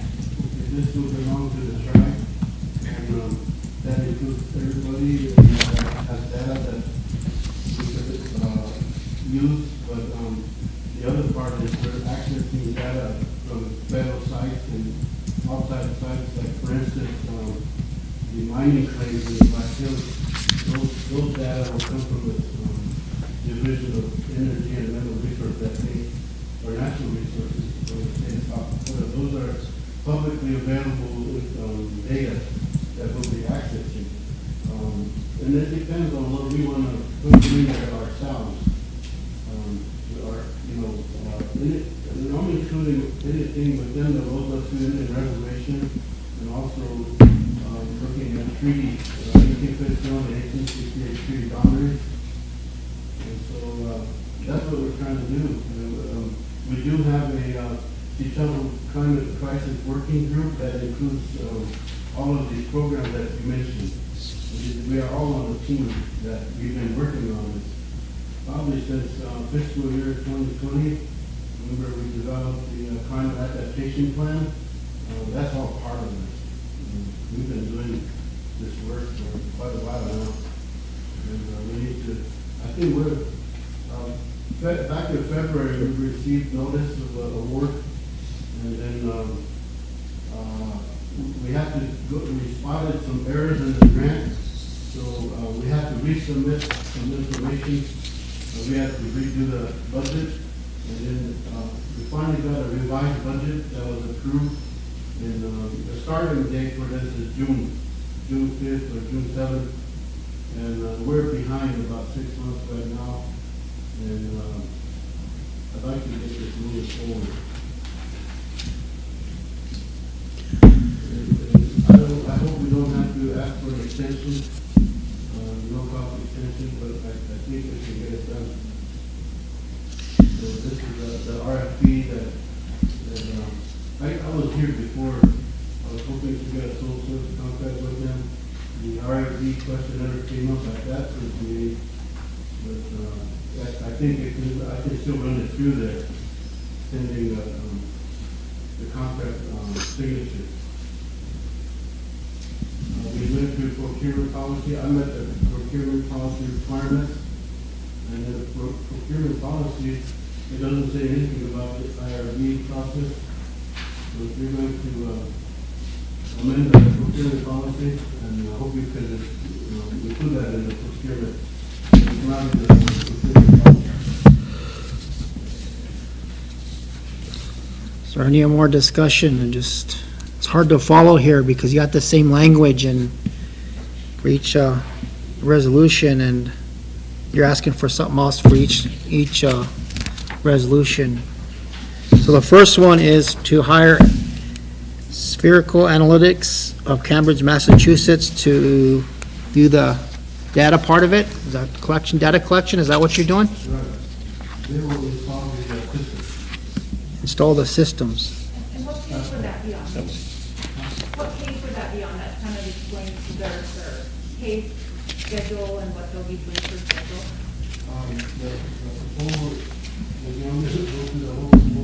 No, I'm just specifically asking, because in the resolution it states that they'll be paid on a certain schedule, and so I was just curious as to what kind of deliverable we're asking for pay schedule and how long that time frame is. There's a pay schedule. Okay, it looks pretty big to me. Yeah, go ahead.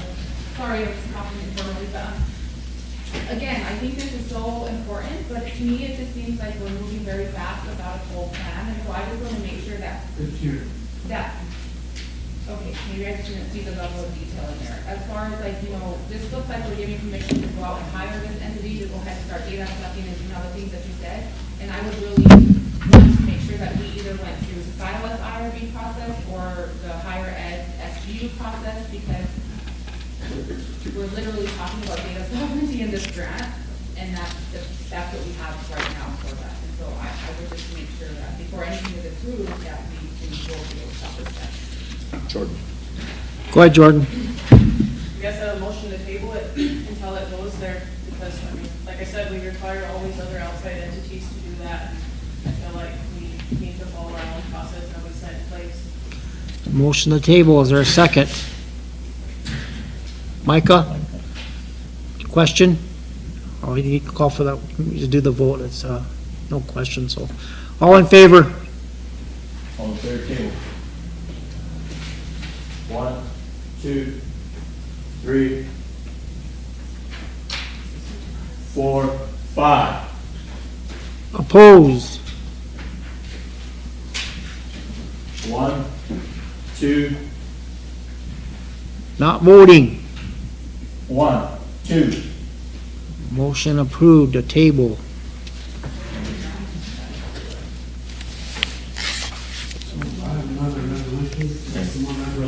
Yeah. I know, that's what I was saying. It's 5-3-5-2-2, that's 9, so we have 11 in the room, so who's not voting? We'll vote again, motion to table, all in favor? 1, 2, 3, 4, 5, 6. Opposed? 1, 2, Not voting? 1, 2, 3. That's better. Motion to approve the table, so we have to bring this back after you went through IRB, Phil. That was the request, so. The next one is on page 2, 26. I'm requesting sole source to hire Mr. DeMille and Dave Riley, and Robin O'Malley. Robin, Richard, and James have traditional knowledge that, and Dave Riley has been working in climate for some time now. He's our tribal member, and Robin O'Malley is part of the climate adaptation plan. And I'm requesting a sole source contract with these individuals for our team. Okay, bring that on as emergency legislation, Fremont? Yeah. Need a second. Chair, question by Chris. All in favor? 1, 2, 3, 4, 5, 6, 7, 8, 9, 10, 11. Opposed? 0. Not voting? 0. Motion to approve, need a second. Chair, go ahead. Whereas the, December what the street council is recommending a sole source contract due to the project is the continuation of the climate adaptation plan event that will now transition into project implementation. And whereas the December City Council has a meeting on November 7th, 2023, and hereby recommends approval of said resolution. Be it further resolved that the tribal council authorizes the city council to enter a 3-year sole source contract with Etono Allen and Victoria and Victor DeVille, traditional ecological knowledge, as what it's called on the federal side. The tribal member, Jay Gravin, is also traditional ecological knowledge, 25,000 and 88,109 with Victor. Welcome knowledge for the consultant to be helping the project startup and implementation at $87,500. These are the consultants on the detailed climate adaptation plan project, and will continue to work on the climate change project for engagement as a local expert for related technical and advisory services related to detailed climate change project. We have further resolved that the president of Rosebud track and the designated as if authorized to sign any alternative document. Discussion. Chair, go ahead. And Emily. Whenever this is considered for the question, I think we need to make sure that we stick with the amendments that Emily mentioned earlier regarding the beginning of the resolution standard. Okay. Go ahead, Emily. And so, is there anything in the packet that talks specifically about what their contract was for overview of? I see them maybe in this budget, this first one maybe, but I don't see them anywhere in the supplemental documents with all particulars that spherical analytical thing. So I was just wondering if you had a document that would kind of overview what their scopes are gonna be. Our contracts would probably be better. I would probably have to do that back. If you want to see contracts. Well, even if it's not whole contract, but just like the scope that would be in a contract. Any more discussion? Michael, go ahead. Just a comment, I believe that we asked to see the contracts the first time we presented this to. Okay. For all the analytics, for this resolution and also for the supplemental pay piece of it too, so. Okay. What do you want to do with the resolution? Any more discussion? Ken? It's up to you guys.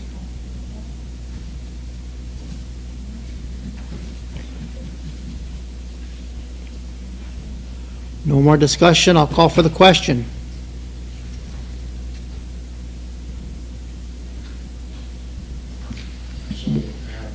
Go ahead, Chris. I know that the work you guys do is important, but I see that we're very concerned with this. And so I recommend that we table this resolution until you come back with the contracts in play, then bring the resolution back to order. Okay, is that your motion? That's my motion. Motion to table, second by Jordan. There's not already a motion on the floor? There's a motion to approve. Okay, all in favor? 1, 2, 3, 4, 5, 6, 7, 8, 9. Sure you're voting? No. 9. Opposed? 1, 2, Not voting. 0. Motion to table approved. 396. Oh, the number for number was 396. You have another one? Sure, go ahead. I think we should look at the resolutions and if the council can let our treaty council director know what they all need him to bring, I'm sure he'll do that for us. But, I think that would be good rather than going through the motions and having them have to read it into the record. Unless we need to do that to get a number. But if you're all just gonna be tabled, I'd rather just say have it after. Do you want to present them, or do you need to present them now, or do you want to present them when you bring them back Phil? The next two resolutions? Okay, well, we got Jordan and Emily. So I think for this third one, it needed to go back to budget and finance, because we was trying to have a meeting with personnel, and then we had to reschedule because of some losses in our community, and then that meeting never happened with personnel. Okay. So, I think for this one at least, we need to wait until that meeting happens to discuss it. Okay, the third one, they're gonna send back to budget and finance. Oh, personnel. And budget and finance. And budget and finance. Okay. The fourth one. Emily, go ahead. Thank you, Chairman. I had a similar comment to what Jordan said about the other one. I thought it already went to committee and needed to be, because it was talking about new positions and raises and things like that, but it didn't follow those proper procedures, so I just wanted to make sure that that part also followed in the meantime. And then my question is, on this fourth one, it talks specifically again about data management, about partnering with the university, and so again, I would want to make sure that we have our protective processes in place for the data sovereignty.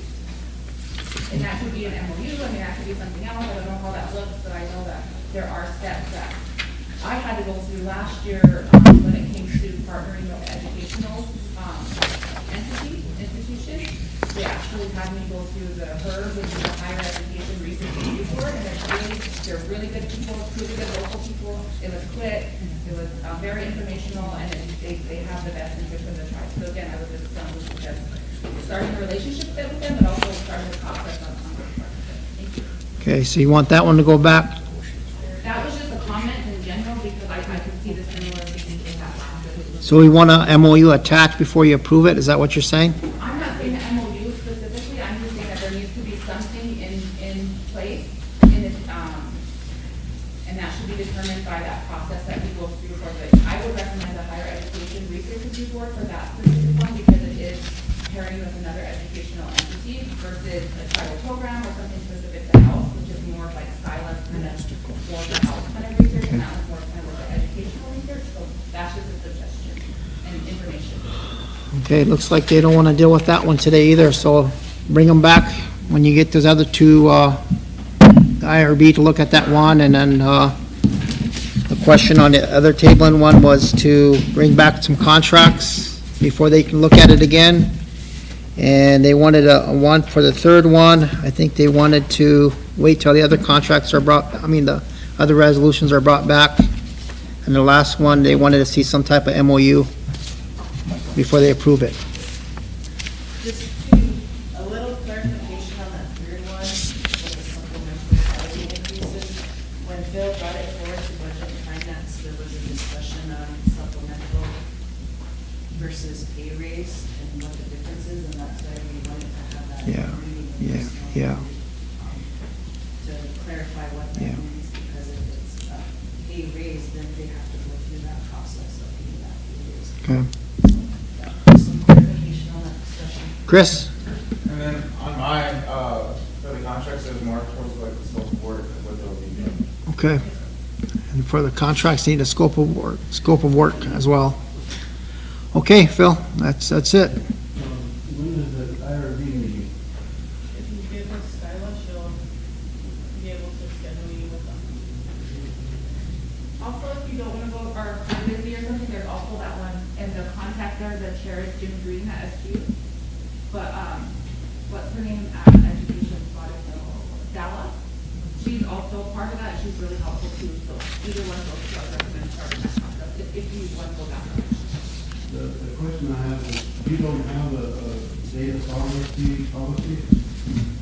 Those are both approved, as far as I know, and there's So resolution. we need to adjourn this one here, right? We're not adjourning our monthly one.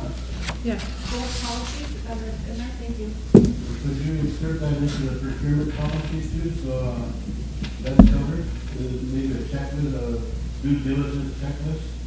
I mean, all of this stuff is new to me. Would it be a part of the procurement policy? You're making me. Yeah. Making me go through this process. But it has nothing to do. No, they adopted any kind of information or any data collection, we have to send it to IRB. I think that was a discussion before before we even created them, so, still up to you guys if you want to allow that to happen, so. Could I request that you draft me a due diligence list for this, so I can follow it? Based on our recommendations. But I don't want to come back here. The next time I come, I hope you, Can you create that, or what he needs to have completed?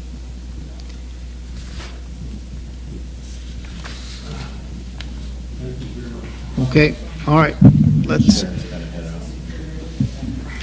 well, we're kind of missing something here, because the treaty council, they have to go through the committees just like anybody else, and if you would do that, then you would get your answers then, before it gets here, so, and we're skipping a process here someplace. I have a question, what is the appropriate committee that this would go to? Because I thought it was a question last time though. Budget, well, they said he needed to go back to budget, finance, personnel, But they don't have their committee as their council? yeah. Any budget areas or any new grants, they should be, go through, approved by treaty council and also taken through the appropriate committee. And that would be budget and finance and personnel, especially if he's creating, new positions or for the treaty office or through this grant, so, and the budgets that need to be approved. But I think we're skipping that process and coming straight to here. That's why all the confusion's happening. Okay? All right, well, we're done with our agenda.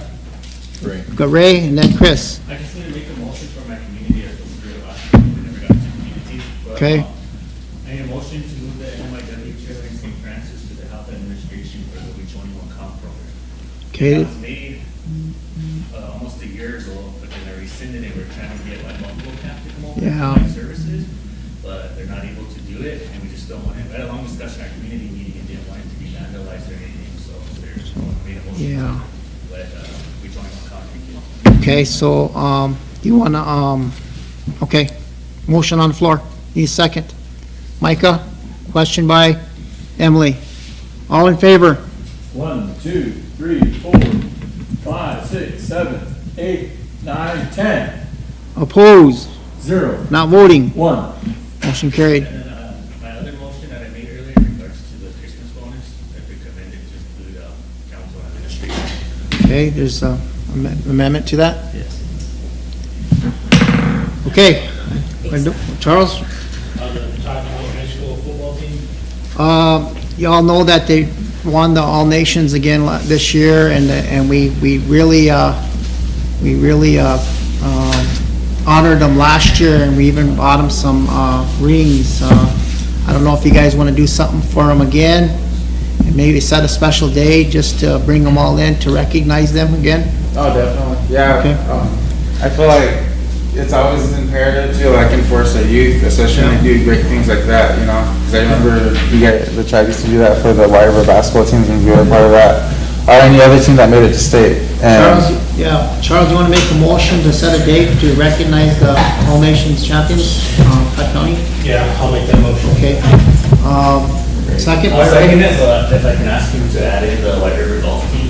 White River golf team? Okay. Okay. Okay, Micah, did you have a question? Yeah, I have a question. Okay.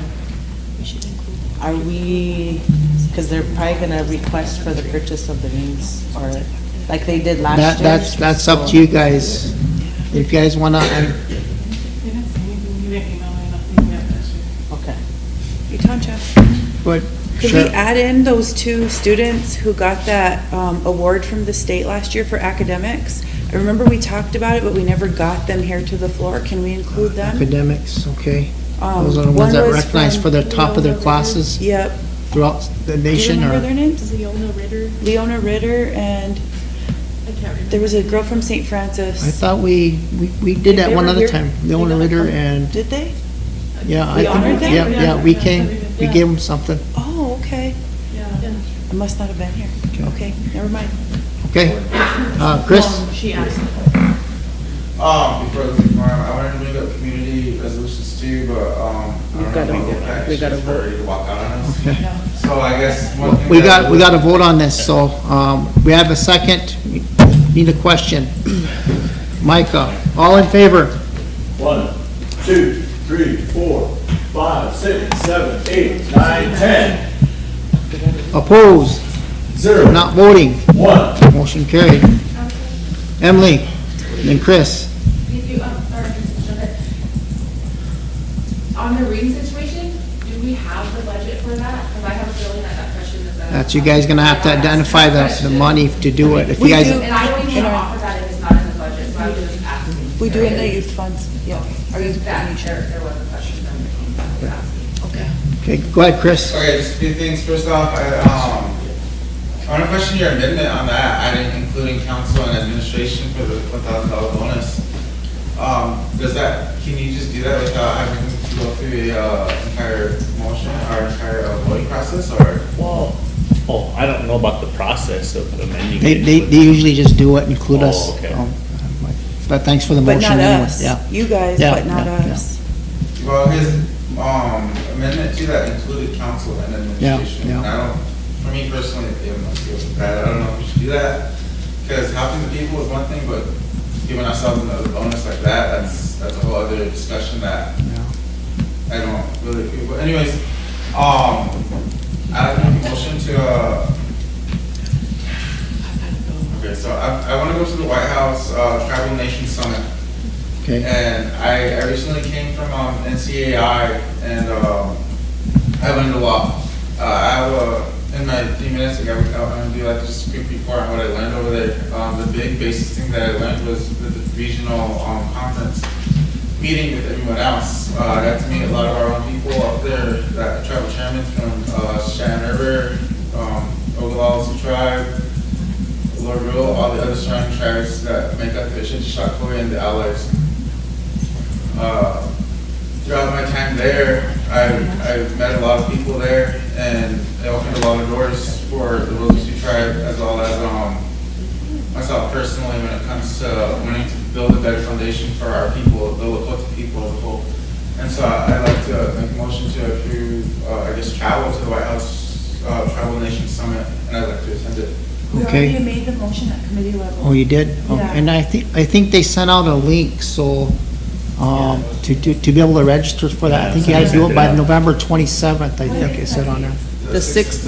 6th and 7th. Yeah, and the only reason why I brought it up is because President told me that it has to come to you. Yeah, well, I didn't know they made it in a committee, so. Yeah, and economic development, we made the motion for, let me see. Sorry, I'm trying to walk out the door. I had to leave at 12, but I stayed an extra hour. It was the White House Tribal Nation Summit in Washington, December 6th and 7th, and then also the Coalition of Large Tribes annual meeting, 8th and 9th. the 8th and 9th. And then the broadband one that Santi was recommending in April or Yeah, something.